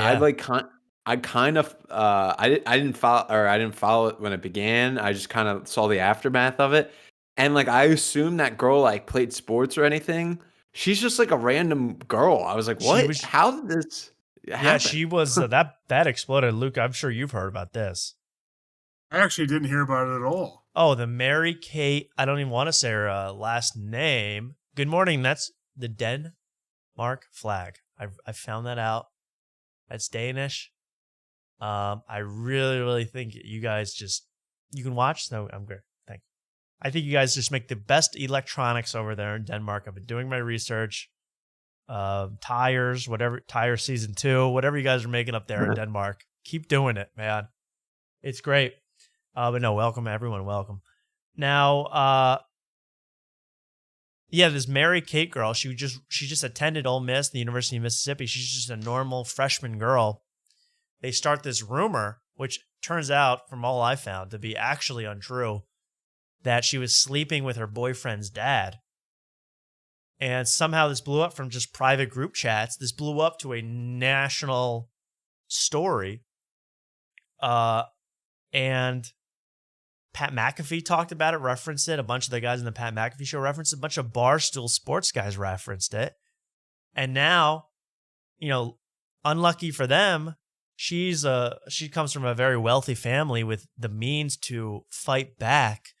They have a giant lawsuit against the people that spread this rumor. It's tens of millions of dollars because they basically spread that she's a dirty you know what. She was about to be on Stiff Socks podcast before they found out it wasn't true. So everyone had to apologize. Pat McAfee had to apologize live on air. The other guys had to apologize. The other dudes that hang around the Pat McAfee show had to apologize on air. All those guys who you're not sure when the last time they bathed was that are on the Pat McAfee show. You're not sure. Every one of them has a computer, but they don't do anything with it. On the Pat McAfee show, you know those guys? Yeah. Boston freaking Connor. I don't know these guys. I don't want to know these guys. Get me the hell away from these guys. But they run the sports world, and they all had to apologize. And the best was all these guys on Barstool, who I don't follow a single Barstool employee. I don't interact with a single Barstool employee on Twitter. I don't like their comments. I don't comment on what they say. But in my For You tab, I've seen 8,000 employees of Barstool Sports on my For You tab. Mark, do you see you know what I mean, right? You always see these guys. Yeah. I don't know who they are. I mean, I know the main ones, but I don't follow any of them. And each guy gets looks more like a caveman than the last guy that you see. Yeah. They all have facial hair and big beards and a nickname, like they're part of the Shane Gillis crew. Right. They're all it's all Beer Can Steve. Yeah, Big Frank. Furbies. Everybody has these annoying names. They're all from Connecticut, the worst state in the union from what I figured out. Because all these guys are from Connecticut. New Haven pizza's the freaking best. And they're all have to apologize. It's beautiful. They're all like these guys that, again, they haven't washed in a week. They've never read a book in their entire lives. And they're like, I made a severe error in judgment when I was talking about this. Really, really. I couldn't feel worse for that. No, you don't feel bad at all. You are just getting caught for the first time spreading unfounded rumors. I find that terrible. Yeah. And it was I was kind of baffled by the story because I just saw the like Dave Portnoy apologizes. Yeah. And that's what I clicked on. And like I assumed that girl played like a sport or something. No. But it's not that it's not a crazy rumor, but like for it to be like Pat a national McAfee to pick thing, it up on ESPN. Yeah, on a freshman girl is like kind of weird and creepy to begin with. Yeah, it's yeah. Because the whole thing. Remember Zach Wilson? There was a rumor that he slept with his girlfriend's mom. Yes. Yeah. So it's like, okay, I understand that because he's a professional athlete. Yeah, he's a professional. He's an athlete. But pick on some random girl that's not even true. I was like flabbergasted that was even. Yeah, and it's not like I don't even think they said her by name, but obviously you could figure it out if you watch. So I'm so glad. I'm glad she's getting justice, but I'm really glad that all these guys had to just apologize and stop their bro talk. And Pat McAfee does it on the sly too. That was the worst part. He's like, and what they're doing down in Ole Miss. I don't know what's going on. Guys and their dads. These whole sports influencers like with Barstool, it made me realize how much I perceive age through how people act. Because like, do you guys know PFT commentator? He's the Barstool guy. He's a Commanders fan. I was looking at him. I thought he was like 28, 29 years old. He's 40. Yeah, 41. It says right here. I just wanted to show him so people know who he is. Is he from Philadelphia or something? No, I think he's from Virginia. He's a DC. He's a Washington DC guy. But this is this guy. Hey, he's got curly hair. Is this Hypno? This could be Hypno, actually. He is 40 years old. Yeah, that is crazy, actually. And like when you're talking about Zach Wilson, you see guys like, oh yeah, dude, look at Zach Wilson. He's having sex with the mom. He's the man. Some of these guys have families and kids, and they're saying that. Yeah, that is especially weird to be doing that. And you should. I mean, you're gonna know that they should know better. But these are Barstool Sports. Last week you were talking about Big Cat doing the whole Remember how he had that it came out he wasn't born in Chicago. Yeah, this is Big Cat on the left here in this picture, yeah. And he had to do a whole thing addressing it like he's there were rape allegations. He was addressing that he's a Chicago fan that was born he did in the Boston. thing where he was way close up on the camera talking to the camera. Guys, I know a lot of questions recently about me. Because I guess he wanted to pretend, because as I said, every single one they spawn. Their respawn point is Connecticut. Some horrible place in Connecticut. But this guy was from Connecticut, but pretending to be from Chicago or a Chicago fan when he grew up being a Patriots fan. That is scummy, by the way. Just like people were mad at Elon Musk for cheating at video games, this is just as bad. To pretend you're from a different place so you can have a different identity on Barstool Sports. That's messed up. I saw the whole Masters mini golf thing they did. Just grown men getting mad over mini golf. It's so pathetic. It's really, I don't know what it is, but it's like when I see Dave Portnoy watching golf or watching the NBA playoff game, and collapsing to his knees because the Hawks didn't cover the 4.5-point spread, and he starts like rolling around and screaming. I'm like, this is really ruining our country. This is like what people see. This is not what people should be watching. People freaking out over sports betting. Who's already a millionaire. And please, I'm willing to crash the United States economy so Dave Portnoy can lose all his money and have one final video crying on camera and then be gone. Be gone from my life. I would not mind that at all. Every single time he's like, what is Donald doing? And he's I can't stand Portnoy. I love his pizza reviews, but stick to pizza. Get away from my freshman girls. I can't take it anymore. Well, there we go. A little Barstool action. I think those guys are the worst of the worst of the worst, guys. It really is shocking to me how bad they act. And I don't know. I did, you know, Shane Gillis, Matt, all those guys have to pretend to be bros with all those guys. It must be hell. It must be hell. Showing up to talk to PFT and what's his face? Who's the worst guy? The guy that cheated on his wife. Oh, KFC. KFC. Yeah, you got PFT, KFC. I mean, really, KFC is the worst. Barstool KFC. You know who the worst of those that phenotype of guys is that Steiny guy on Nelk. He is the worst. Oh, I love Steiny's great, man. Steiny. No, he's horrible. No, Steiny's hilarious, dude. How old do you think he is, Tom?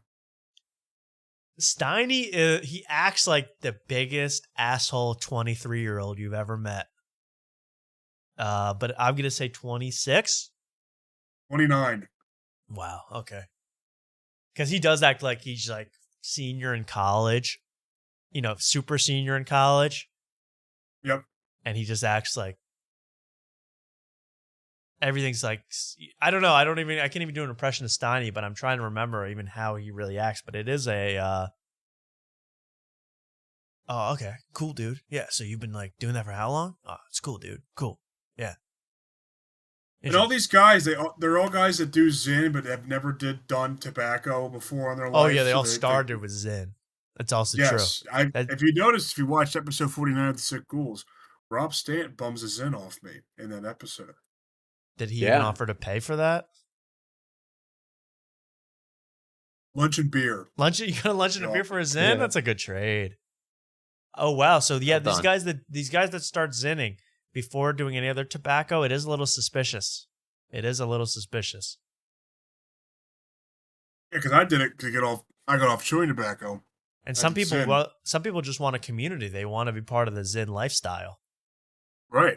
That's what really is scary. I think Steiny's in that mold. Because Steiny's hanging out with Dana White, and Dana White's probably putting in 9 Zins at a time, you know, to be at his peak effectiveness. Mark, is that like an Eagles tank over a gray long sleeve, or is that just? That really looks like an Eagles shirt you would get at a Sam's Club in any part of the country. Not even. It's a. Where did you get that?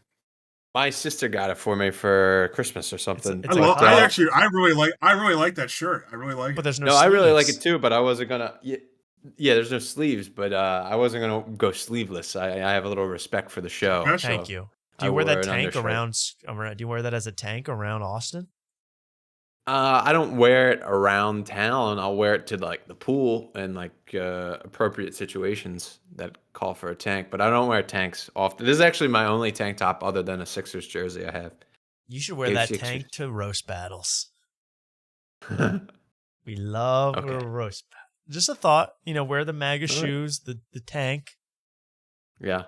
I guarantee you'll be invited to Mitzi's afterwards by Tony. Put these guns on Kill Tony. That's right. Pew. Can't pat those down. Show us the pipes, someone says. Mark, I mean, do you want to show your biceps? That's up to you. That's a man's decision. No, not right. This is not a right now. PG-13 show. Come on. We don't need that. We don't need that. This may get taken down for might get guns. flagged. Yeah. flagged for being too damn sexy. Well, here's a job I think, Mark, Luke, or your guys are kind of anybody really could answer this ad, but this is something I found interesting, kind of an asking for an ad, kind of a seeking qualified applicants. Watch this. People always ask me how do I wipe, so I actually wanted to talk to you about that. I'm opening a job position. She says, people always ask me, how do I wipe? I'm opening a job position called the Butler. So this Butler will travel with me everywhere I go. I'm gonna pay $10K a month, and you just need to know that it's a lot of work. He will help me clean the house, cook for me, and drive me. But of course, the most important thing, he will help me reach places I cannot reach by myself. So if you want to apply, You mean like the shelf? She is talking about something horrible here. She's looking for a butler, guys. And she needs someone to help wipe because she's so wide. And her arms are so short, there's no way she could reach back there. Luke, your level of interest in this position. I think you're qualified. I would hope I'm qualified. What if you applied and you got rejected from this? That would really be a shot to the ego. My God. I would put that at the top of my resume. I've been wiping for 35 years. Never stopped. I wish we as a society would collectively like, this is pathetic that this person is doing this for attention. Let's ignore. Well, this person who, you want to say like, hey, let's get them committed to an institution. No one should have this amount of surgery to make them look like this. It's crazy. Yeah, I don't care how she wipes. I'm wondering where she gets her pants from. Yeah, how does pants fit around? There are some tailoring you would have to do. That's literally like 60 inches around her butt. I don't think she can wear pants. Why does she have a corset? Why does she have a corset on? Like that's like, how much more modifications do you need? Honestly, the way she's her needs, her wiping needs, her whole needs, I would actually keep her in the pool. That would be her habitat. It would be that's where I would keep her full time, living water based. This is disgusting because like her lower half is so much darker than her upper half, so it's like discolored and yeah, it does look like. And honestly, there's got to be worse problems than just wiping because there's got to be. What's this person's name? Oh, here we go. Hey, here we go. I'm legitimately curious. That's a subtle way of asking for her handle, her Instagram handle. What's her OnlyFans? I mean, like, if you needed to reach her, how would you? Just asking. I want to see other pictures though, because I want to see like how bad she is. I do want to wonder from the back, what are we looking at right here? But again, I would just keep her in. Yeah. I'd keep her in water full time and just clean the tank, so to speak. Someone says I look like this. I mean, I don't know. Do you need anybody to help? Grace something. Her name is Grace. Oh my God. Oh. Look at that. Bang. That Hip really check could. Into the boards. That really could. Like yeah. In California. This is scary, man. Well, anyway, she's looking for he will help me reach places I cannot reach by myself. So if you want to apply, let me know in the comments. Has she heard of a bidet? I feel like all her That's problems. True. That would I would just say, hey, one bidet, and that's all. I don't know. But something is like she presented this as sexy. Like maybe it's just a fetish thing, but it's like she presented this as a sexy job opportunity. 100% it 100% is a fetish thing. I guess so, because it sounds, she's making it seem like you would travel with me everywhere. It would be so hot. But maybe put me in some Depends or something. What can we do? I can't wait to see her on Story Wars. That's gonna be nice. That's true. I've not wiped myself in 10 years. Joe DeRosa. Gracie Bond. Someone found it for you, Luke. How bad? Let's look her up. Gracie. Bond. Mac Baker. Oh, there's Mac Baker. We love Mac Baker. People really are going to think I'm just the biggest creep if they ever see my Oh my god. Oh. Well, here's one we can show. So there's the back. There's really the era you be working with, Luke, professionally. That is too big for me. That's insane. I need a tape measure just for reference. Oh my goodness. You'd have to go in like wherever she was going, like hotel. You'd have to go in like days ahead, like the Secret Service, like scout out the place, make sure the facilities fit her in that door. Honestly, half of it would be getting her through the right doorways that she can fit through. I don't even think she. I doubt she could even fit on a first class. Plane ticket. Yeah. No way, right? I mean, at least she's all natural, right? Yeah. Yeah, that's right. God bless her with that. Oh, wait, this is Butler training, actually. She's going to continue this. Yeah, is she natty? Respond in the comments.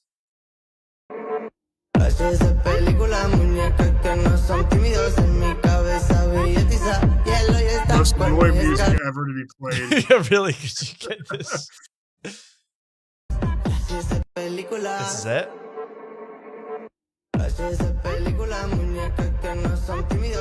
I'm looking for one tip. It's just her. She only. Just her writing the words training. You know, she doesn't write training. What is this? Anyway, that's pretty absurd. Honestly. Oh my god, she has 10.2 million followers? Holy shit. There's a lot of folks out there. 10.2? Oh my god. 10.2 million. Get her on Valuetainment ASAP with all those followers, the subscriber counts. Patrick Bet David. So you have a very big booty. How we were actually thinking of getting Adam from the show, the similar surgery. I got you Lenny Bruce's pillow. We actually got you a piece of Joan Rivers' ass. Here you go. This is a huge deal in Brazil. This does seem like a Brazil. Is that a BBL? It has to be. It's a BBXL. This is insane. You guys are going to get sued like Barstool Sports if you keep calling her fake. I don't know what you guys are thinking, calling her not natty. She's just a freshman. She's just a... That's insane. Jesus Christ. This is insane. She actually has to sit off the seat because the cheeks take up the entire seat. The cheeks take up all the leather, baby. This has to be a Brazil thing, man. That's insane. Why does she even sit on the toilet? That's insane. That's nuts. She has an obese woman's ass. When you're the butler, you'll find out, Luke. How about I will volunteer to, we'll do a little you scratch my back thing. I'll be her butler if she can incubate all my eggs, my chicken eggs. I need her to sit on these for the winter. Is that okay? Keep them warm, girl. She definitely should get into that. Incubation. Well, anyway. Leave that as the comment of the day. Have you thought about incubating eggs for profit? Chicken eggs. Ostrich eggs with the size of her. Oh, yeah, that's right. She's sitting on a gold mine. Here's her in motion one more time. I'm so fascinated.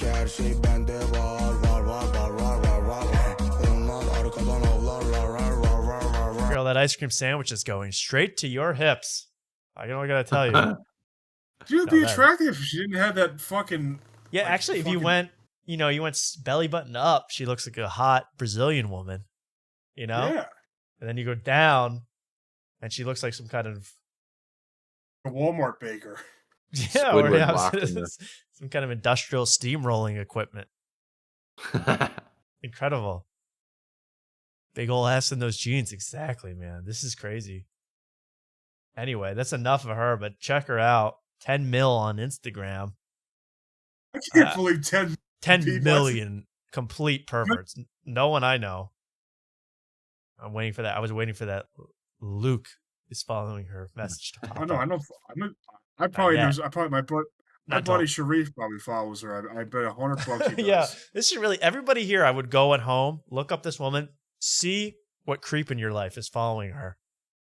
That would be my. She's from Panamania. She's from Panama. Well, oh my God, my friend Sharif follows her. See, I knew it. My friend Sharif follows You can find out her. who in your life is a creep if you There's just look 3 up. people that follow. Sharif, Naeem Ali, and Sean Banks. Naeem Ali All makes follow. total sense. Naeem Ali, I totally believe that. So does Sean Banks. Wow. So yeah, everybody in your life. And I'm getting a lot of.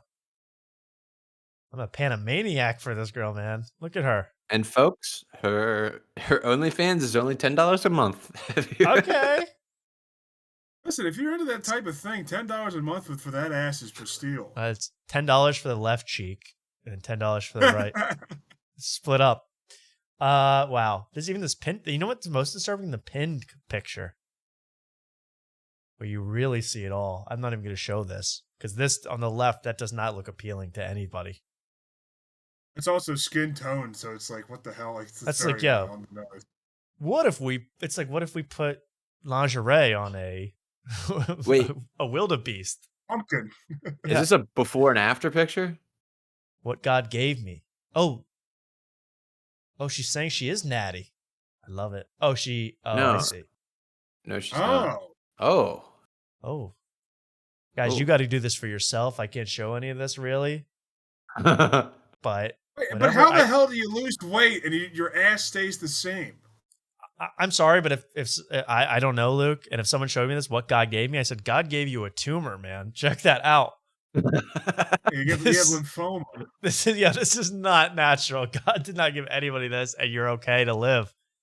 Oh my God, look at that. All right, well, there you go. The biggest. I mean, I would love to see how many people that were in this chat just followed her in the last minute if they didn't already know. The after tonight bump. You're welcome. We got Whatever. after tonight bump here for sure. For sure. Oh my God, the Butler, everybody.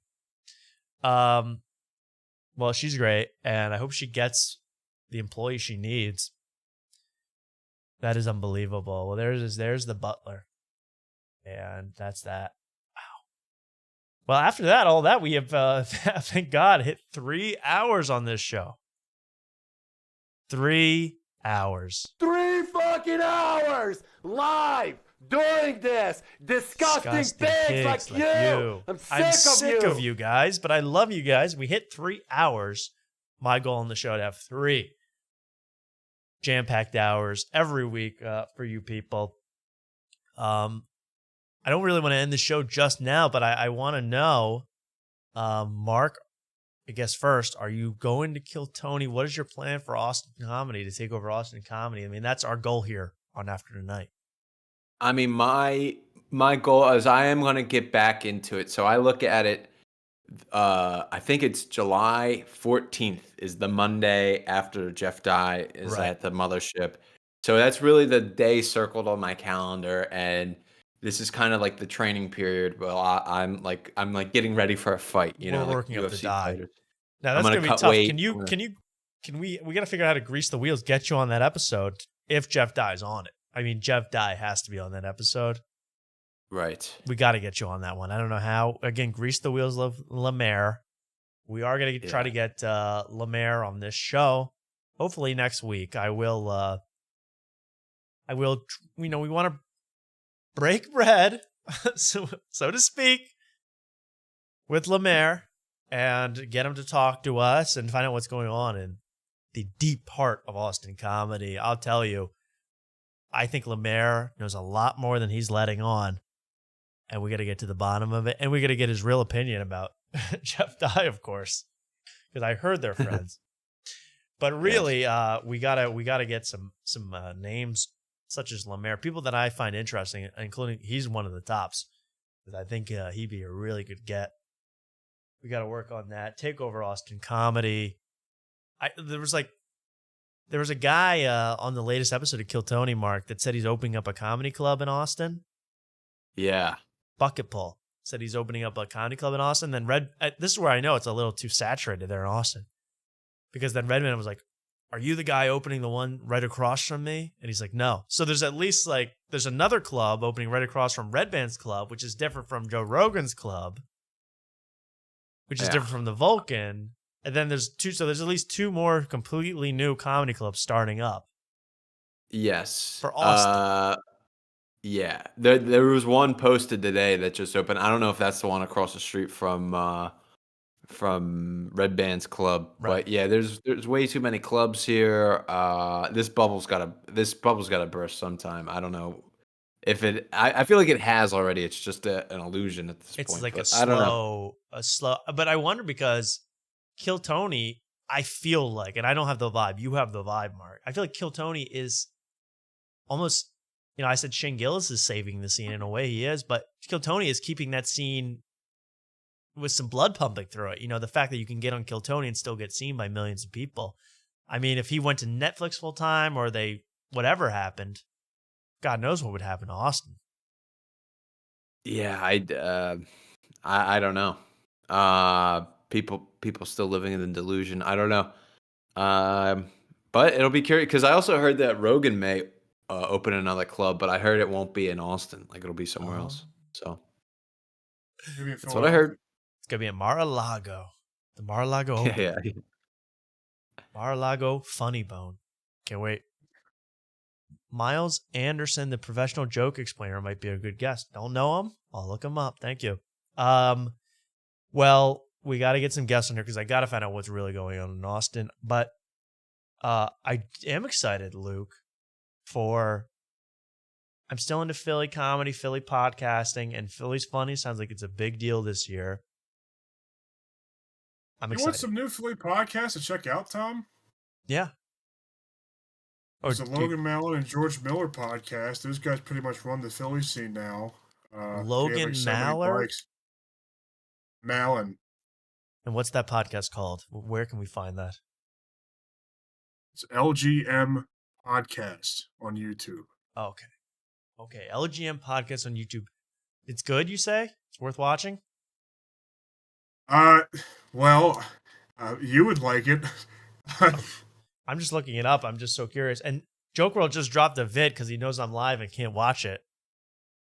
That's the one I talked about. Oh, I told you I was watching. New. Oh, that's brand new. Yeah.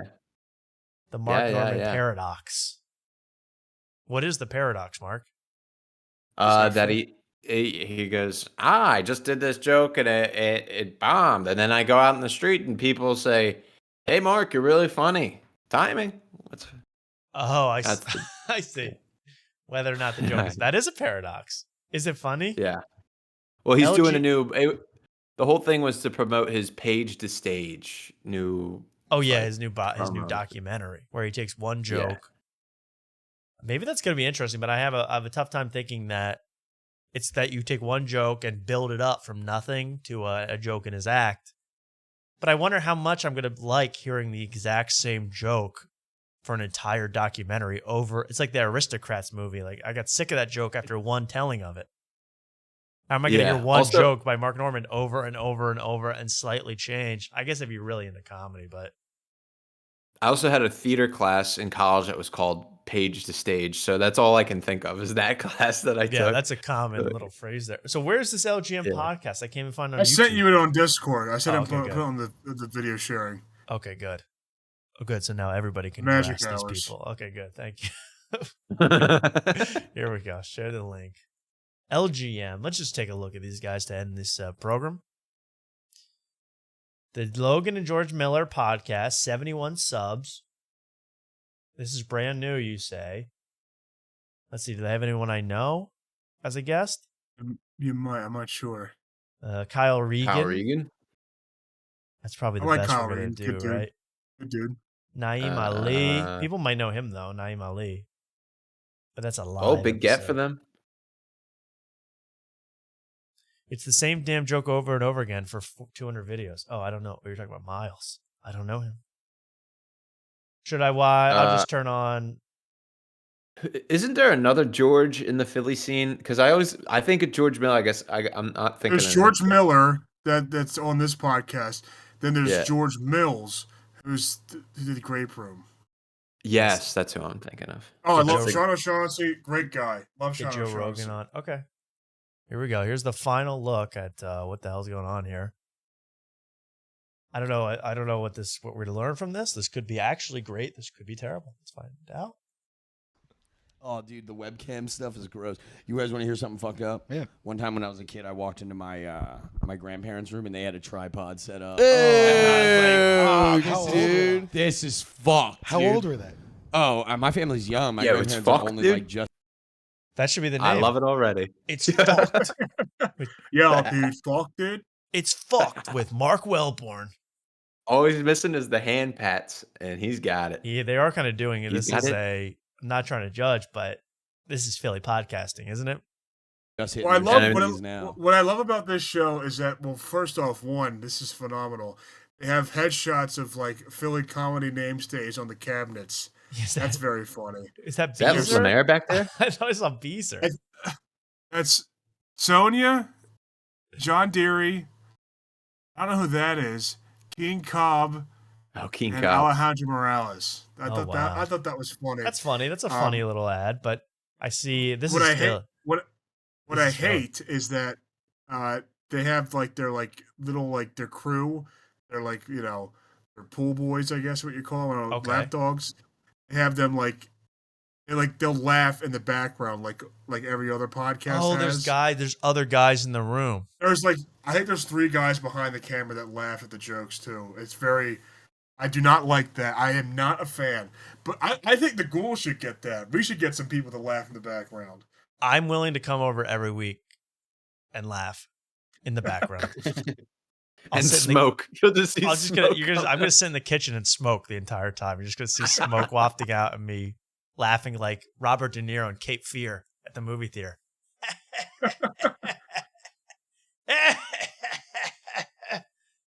That Rob Stant's pretty funny. That's where you're gonna hear the entire pot. We're revolutionizing laughing on podcasts. This is classic Philly podcasting, though. Again, I mean, they could use Luke's cleaning skills that he says he has at this place. You thought my apartment was bad. Jeez, look at this. I like the bong, the very dirty bong. Yeah, they got nice countertops and nice counters. I like the green, the olive grab. I like the colors, but that. they're letting it go to rot, and they actually have the guys on the right's relaxing on the dead dog. I mean, that's a little poor taste. Honestly, I did not even notice a dog. I until you blended saw in it set. completely, and I think that dog is past Dog's the its funniest person in expiration. the fucking. This was probably like. Dog's the funniest person on the couch. They were probably like late 50s, early 60s, getting it. Hey, yo. Oh, you like these guys. I thought you liked these guys. I thought you recommended this. I said you would like it. Every time, every video I looked at, you were like, "Oh, great guy." No, it was. I said Sean O'Shaughnessy. Sean O'Shaughnessy. It was like one of those old Sean O'Shaughnessy. cameras, like you had to like pick the whole thing up and rack it He off found the a fucking screw jump. light bulb on the top. Yeah. My grandpa. Strong wearing he's matching the cabinets with the olive drab. Yeah, a lot of olive, and they're actually. This is a very earth tone podcast. You would think that this is the #1 Philly or how do I say this? This is the winner of Philly podcast where the hosts sit closest to one another, but you'd be wrong. There's actually, it's only like top 5 of sitting close to each other Philly comics, sitting too close and being in Philly comedy. I think Sick Ghouls is the least close podcast. I love how far you guys sit. Yes. I'm happy about We that. sit on 2 separate couches. Yeah, that's I mean, that's why I did this with Mark. I want to be in different time zones than him to do the show. I don't even want to be close to anybody else doing this show. I had to get under a fucking cloak. Yeah. Found a ball gag Now, with dentures in Luke, it. are you a little nervous that this new pod has 71 subscribers? Are you nervous? You don't think creeping up? You don't think I took notice of this and started putting out some Ghouls content? That's why the Ghouls have been putting out some content. Absolutely. Well, again, it's all about you got to get these guys on. They got to get you on. That's how the game works, baby.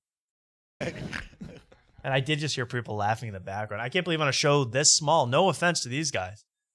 I'm sure it'll be big, but I can't believe this small they even do the thing where there's guys laughing in the background. Which they do that on. You know what I knew was that they do that on Tom Segura's podcast. They do that on Matt and Shane sometimes way too much. Sometimes there's guys you've never even heard of laughing in the background. And I knew that the Adam Friedland show, aka Cumtown, was dead when I heard that same thing. Guys dying laughing in the background during that show.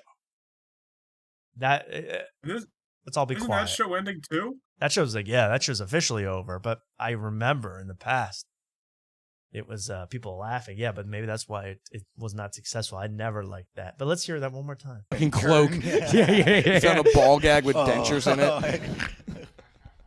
And it only took 40 seconds for someone to mime jacking off. So that's also a good sign for Philly podcasting, baby. It's a hit. It's a hit, baby. Again, this show will be 10 times bigger than me in a week because, they'll have Naeem Ali on and the world will catch on fire, which is good. I root for these guys. But I root for the Sick Ghouls a little more, Luke. I hope they stay. I hope you stay ahead. I appreciate that. And I hope I brought 1, maybe 2 subscribers to your situation. Yeah, the Ghouls, we're almost closing in on maybe 100 subscribers. That's very exciting. 100 subs, baby. Yeah, everyone go follow the Sick Ghouls. Seriously, they're great. And follow the Logan and George Miller podcast, LGM. Rising tide lifts all ships. What? I said a rising tide lifts all ships. A rising tide lifts all ships. We're here to lift up Philly podcasting and show the world what's going on. So I don't know anything about this. I like this format. Hopefully it takes off. I like this format. Hopefully it takes off like this. You're talking about me or LGM? Because if you like LGM more than this, I'm switching to LGM. Mark and I will be farting on a couch within a week. I mean, we'll be going in mic. We'll be farting on mic. We'll be hitting doobies, smoking doobies. This is a Joke World Top 100 cast. I'm not making fun of these guys, honestly. I hope they have their best life here. But I don't know these guys. I don't know anybody in the scene like I should. But these could be finalists at Philly's Funniest. We don't even know, Luke. Yeah. You could be going mano a mano. Logan might win. I think he could win. So could Sean. All right. Well, there they are. LGM. Thanks for I hope they enjoyed the shout out. Shout out LGM. Shout out LGM. That was great. And a new podcast to watch. I did watch Two in the Stink. I won't really talk about that. It was depressing for the first time ever, really. What happened? One of the hosts is having health issues, unknown health issues. And wait, whoa, Luke. That isn't bad. Why are you laughing? He had to mute himself. I'm just crying. Oh, I'm he's crying. crying. My grandpa died Sunday, so I know how it's like to have health issues. Oh, of course we have health issues. I hope that's not true about Grandpa. It is true. But I'm fine. My condolences. Sounds like you're taking it in stride. Good for you, Luke. Taking it in stride. I'm taking it in stride. That's terrible. But I'm not trying to single out somebody, but yeah. Did they describe the health issues that one of the hosts was having? It was kind of hinted at, but I don't really. It was Mark. I made Mark watch it. Mark, it was confusing. You really don't know, right? Like, yeah, it was kind of a joke, but it kind of wasn't. And I couldn't figure it out. There's definitely something going on, but I'm not gonna. We shouldn't gossip like this. This isn't polite. Okay. Just go watch the episode and draw your own conclusions. The very beginning. But then he alludes to it later. Like there was another time you made me skip to, and he kind of alludes to it more. So it's prominent, I guess. It's something's going on. We're not going to gossip about that. That's impolite. That's not nice. That's not what we do. But I'm just hoping had Rob on the show. So Rob, we hope you get well. Yeah, we hope Rob gets well. And Jim, of course, too. We hope gets well. And that couch, we hope, survives. I just hope everybody's okay. No, I love those guys. We're just joking around here, man. Just having fun. We're just having fun. Well, But that's worth watching. But I hope to have more Philly comedy. I'm going to spend this week doing a lot of Philly podcasting, watching and finding what I can, because there are hidden gems all over the place. Stuff that you need to see. And again, all in good fun.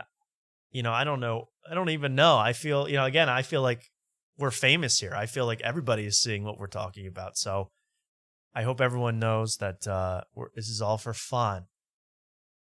And despite Luke cracking up over every illness someone has, surgery.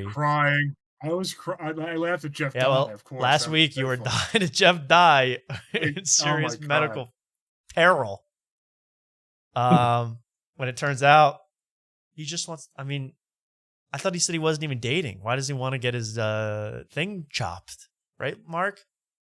Yeah, we should warn them. You can still catch STDs even though you can't impregnate. So, yep, you can still get Jeff Dye. You can still get STDs. And I should also warn him, if there's a guy at the post office with face tattoos, new rule: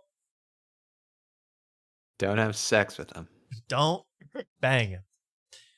Wow. Well, no. Don't be switching. Cutting to Mark is half the show. I agree. Now, I guess this is a great time to end the show. It was a really, really fun show for me. I hope you guys enjoyed. I guess we hit 400 subscribers tonight, live on air. I really want to thank everybody who's been supporting the show so consistently over however long you've been doing it. That means the world to us here. And yeah, check out the Sickles episode with me. I think you'll learn a lot. I was like talking like I was with Terry Gross on NPR. I really was whispering. I'm sorry about that. I'm sorry about that, Luke. Next time I will project my voice next time. Yes, we're gonna have a clip up of that this week, so I can't wait to see it go viral. Clip it. Tommy Virals.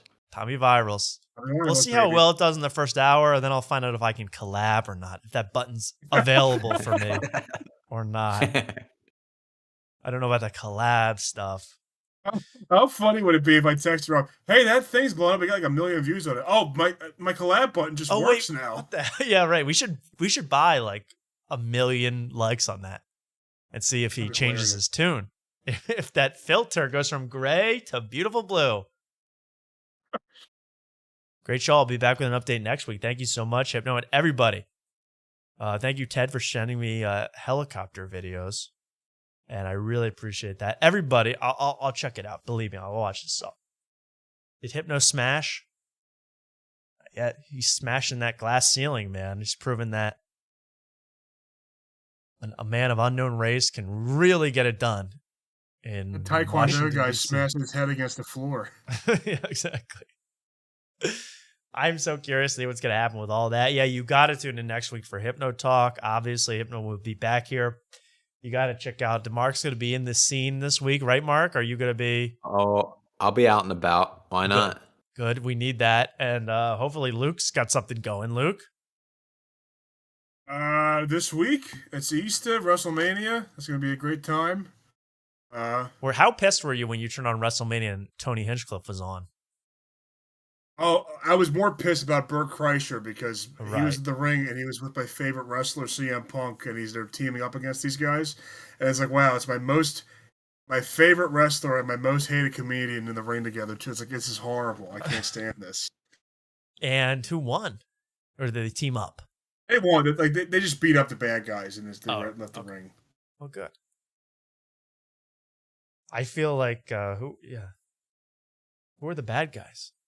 Bert Kreischer's bad guys. Oh, just other.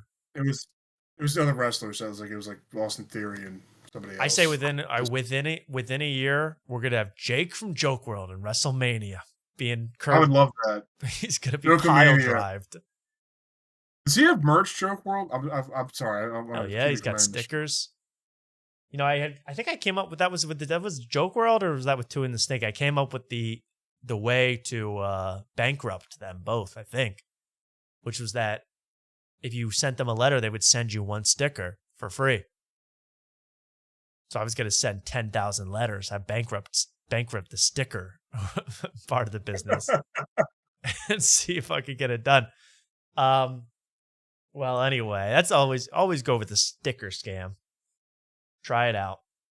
But yeah, Joke World has some kind of merch. We'll definitely get our hands on that. Anyway, we're just talking here, but thank you everybody for watching tonight. Yeah, Luke, anything you want to promote or say? You've been such a good guest. Oh, I'll be at Port Carbon May 6th with the great Albert Davis. Didn't book me on his Punchline show, but he books me on the one at Port Carbon 2 years ago, 2 hours from here actually. Throwing bones here, folks. No, I'm joking. May 6th, Port Carbon, going to be a great show. Can't wait for it. Is that on the water? Is that waterfront? It might be actually. It's really far. Well, go to beautiful Port Carbon this May 6th. You'll see Luke in his element, surrounded by other elements besides carbon. Right. The element of laughter will sure be in store. All right. I'll talk to you later. See you, Luke. All right. See you, Tom. See you, Mark. That was excellent stuff from Luke. Gonna watch from the beginning now. Yeah, everybody should watch this show. I thought it was very, very fun. We had our first ever sponsor. A lot of funny gags. We'll be back. Yeah, Mark, please investigate Austin for us. Just go around. I am. I'm gonna get a different one, and so I can taste test this next week. You want to preserve that with the full bottle size. I don't know. It feels. I should have just drank it, but no, I'll figure it out. If I don't get a new bottle, then I'll just drink from this one next week. Here's what I would do. I would go to wherever Joke World is. Give him like a black Sharpie. Tell him, hey, can you sign over Bert and Tom's signatures? Can you just write over that? I'd rather have worlds. Yeah, I need to see him out in public somehow. We need to get with I don't know how. We need to get with World quickly. And we'll discuss any sort of guest booking we're going to do here on this show shortly. Believe me, we won't do another guest until it's the right guest for us. So, speaking of guests, are you around in July? Some of July, yeah. Why? Well, let me know because maybe we could do an episode on a couch. Who knows? Hey, yo. Hey, yo. I hope we're both vertical, bro. I don't want to be horizontal or nothing. Yeah, yo. Spring break came late this year. Okay. Well, I don't know even what that meant. Thank you, Mark, for co-hosting excellently as always. We'll talk to you later. Congrats on meeting the big honchos, by the way. Thank you. Good night, Tom. Huh? There he goes. There's Marky boy. He's gone. Hey, cheers. I hope you're all drinking your own personal disgusting energy. This was, again, the Pride C4. It really was disgusting. It really tastes like... One more taste. It tastes like every energy drink, but with a gay twist. And thank you guys so much for watching what I consider to be a fun show. I want to bring you guys so much more over the coming weeks. And that includes guests. That includes all sorts of things. If you like the show, give this video a like and subscribe if you're not, because it helps a lot of people watch the shows. Shout out to everybody out there who's ever done it. You guys are making it big here. And thank you for getting us to 400 subscribers. It might even be 401. I didn't look. So thank you so much. We're going to end with the song I've been meaning to play on this network. And this isn't even it, but this is a classic. I first heard this in the great city of Los Angeles in 2022. This is a public service. Maybe it's 2023. It's Buddy with Hoochie Mama. And thank you so much for watching. Hey, my name's Tommy. We'll be back. I just got some coochie from a hoochie mama. I just got some cat from a hood rat. I just got some coochie from a hoochie mama. Someone posts this show every week in the in that Red Bar group. That's very cool, man. Thank you for doing that, whoever's doing that. If people like it, I hope they're not getting annoyed. Where the hood at? Yeah, hey, met her at the swap meet. Thank She you was so much walking for knock watching. knee, told the bitch to top me. I just copped a tall tee and I got my fitted on. Trying to put my niggas on, trying to put the city on. Riding on the metro, if you with it, let's go. Smoking on the best drove, keep it super ghetto. Acting like an asshole, wonder why they mad for. With the homie Castro, trying to get the cash flow. Round with the Mexicans, me and money best friends. Police ask questions, but they can't catch him. Trying to keep it low key, Chevrolet 4 deep. All my niggas whole heat, popping niggas on sight. Damn, coming around the corner, pulling up on your music blast. Cheating I on wanted the to baby say daddy, shout out that to all my nigga hoochie mamas, shout out to all my sugar daddies, and hey, if you're out there, I'm looking for a butler. Coochie from a hoochie mama. I Bye-bye. just got some cat from a hood rat. I just got some coochie from a hoochie mama. I just got some cat from a hood rat. I just got some coochie from a hoochie mama. I just got some cat from a hood rat. I just got some coochie from a hoochie mama. Where the hood at? Yeah, hoochie from the 60s. Heard my song with Nipsey. Now she wanna kiss me. Hood rapping grandees. Went to Centennial. See me on the video. Now she wanna give me those. Another bitch from track new. Called her Coochie Shamu. Tried to hit in high school. She acting brand new. Met a bitch from Paru. Booty hella fat, bro. Making sure my next hoe better than my last hoe. Bitch in the Hoovers. I don't wanna lose her. Every time she suck my dick, she doing too much. Shout out to Larry Hoover. Shout out to everyone out there. Free Young Thug. And free the team. Hey, see you guys. Good night. Baby daddy, cause that nigga trash. When I throw that money, if she shake it a little fast. If she let me fuck, I put that pussy in the casket. We'll be back next Tuesday. Good night. Cat from a hood rat. I just got some coochie from a hoochie mama. I just got some cat from a hood rat. I just got some coochie from a hoochie